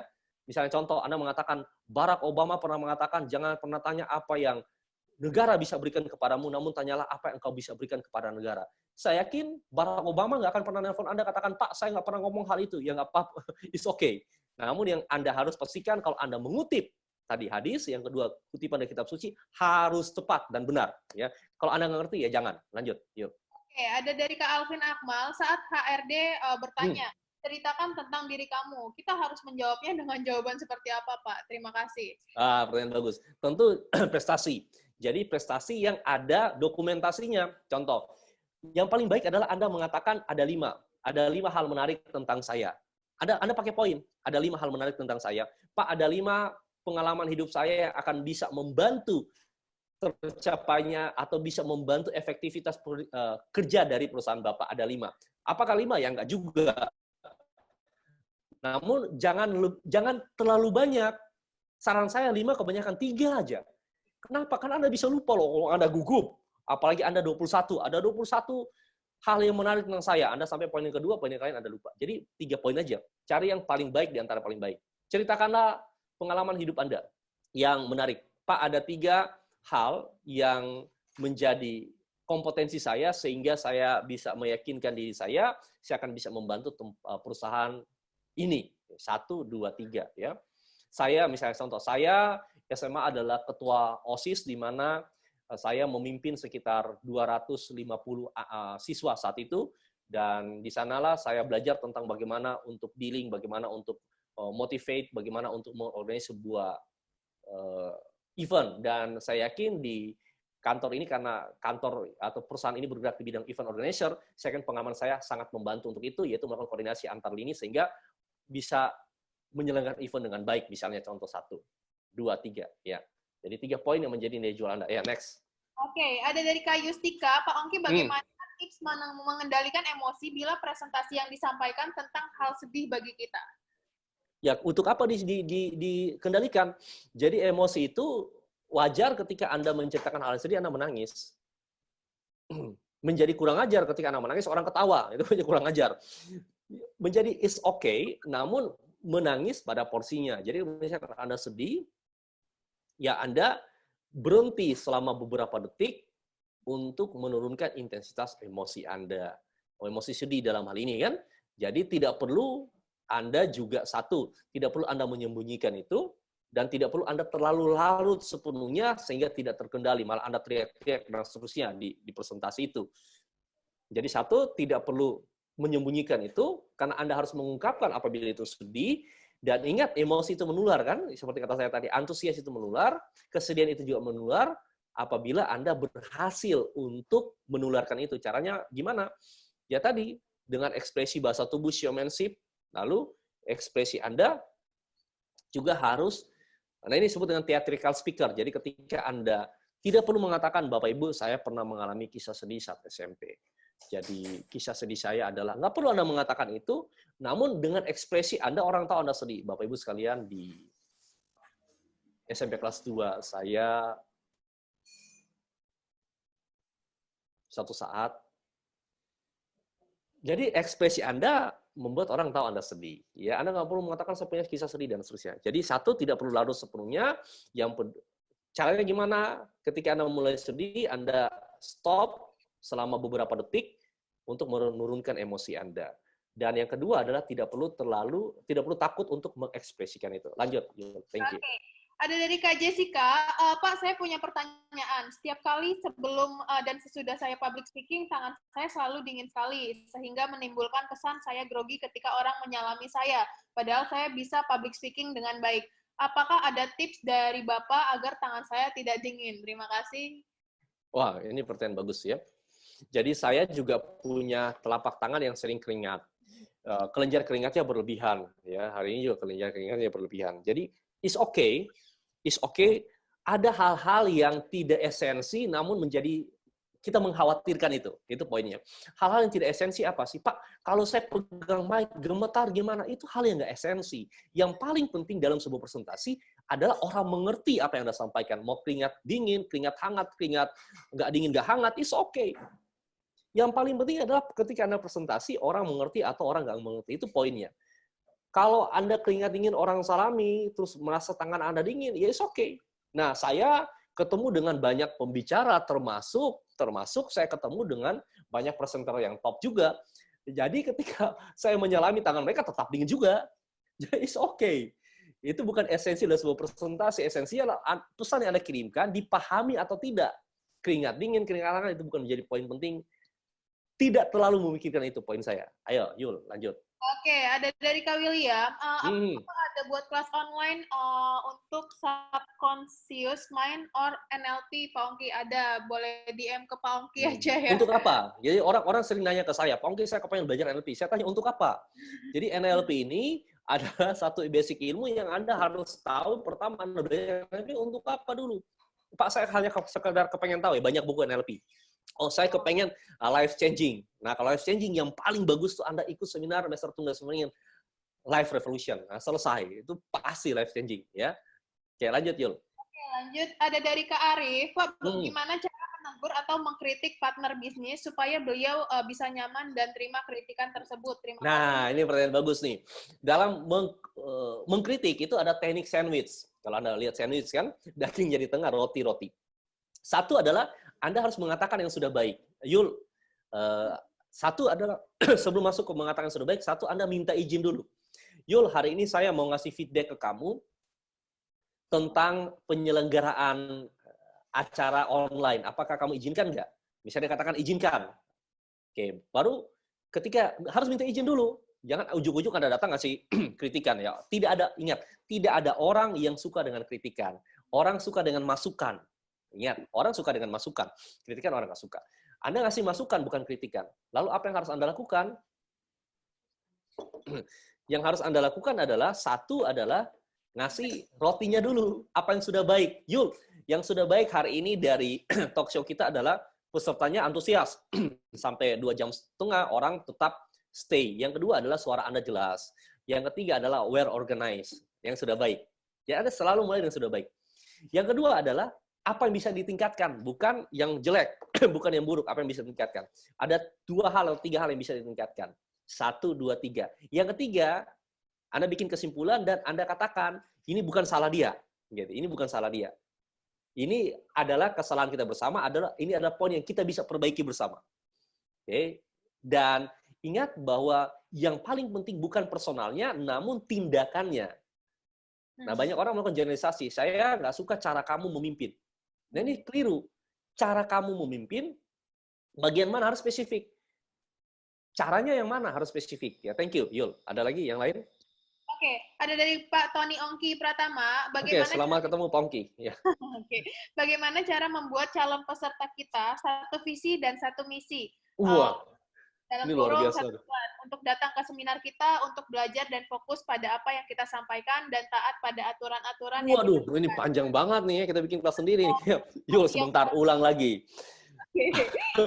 Gimana? Ya, ulang lagi. Bagaimana cara membuat calon peserta kita satu visi dan misi? Dalam arti satu tujuan. Untuk datang ke seminar kita, untuk belajar dan fokus pada apa yang kita sampaikan. Dan taat pada aturan-aturan yang kita Cut itu dulu ya. Jadi 2, saya ulangi. 1, membuat peserta tertarik untuk datang. Yang kedua, membuat peserta mengikuti aturan apabila mereka sudah ada di kelas. Nah, 1, calon, kan Pak Ongki mengatakan calon peserta. Berarti Anda harus sampaikan apa yang akan mereka dapatkan jika nantinya ikut seminar Anda. Anda sampaikan. Namun penyampaian ini, ingat, logos dan pathos kan, harus ada datanya. Harus ada datanya. Yang kedua, harus ada ceritanya. Misalnya saya nggak tahu bisnisnya Pak Ongki tadi kan, misalnya Pak Ongki bisnisnya adalah, dia bisnisnya misalnya di multi level marketing misalnya. Berarti Anda harus ngasih logos data, apa yang akan mereka dapatkan, plus ada datanya, lalu ada ceritanya. Cerita berarti testimoni kan, dari orang-orang yang sudah pernah ikut seminar sebelumnya dan berhasil. Itu 1. Ketika mereka sudah ada di sana, gimana caranya agar mereka mau mengikuti apa yang Anda sampaikan? Ada yang namanya set the rules.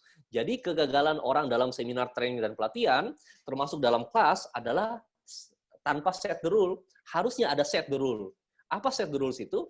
Anda harus beritahu aturan main dalam kelas itu, apa yang bisa mereka lakukan, apa yang mereka tidak bisa lakukan, sebelum presentasi itu dimulai. Adanya di mana set the rule itu? Adanya antara agenda dan body. Agenda tadi Anda sudah belajar kan? Adanya agenda, body, set the rules di sini. Ya, set the rules ini. Contoh, teman-teman, Bapak Ibu sekalian, hari ini kita akan belajar tentang 3 hal penting dalam public speaking mastery, subject mastery, sequencing, dan showmanship. Agenda kan? Sebelum saya mulai, berapa banyak di antara Anda ingin dapat manfaat 100% dalam acara ini? Tolong katakan saya. Agar Anda dapat manfaat 100% dalam acara ini, maka ada 3 aturan main yang harus kita sepakati bersama: gembira, partisipasi, dan respon. Yuk kita mulai pada poin yang pertama. Nah tadi. Namun ada versi panjangnya. Versi panjangnya saya bicara di YouTube maupun di Instagram. Kenapa? Karena waktu kita nggak cukup.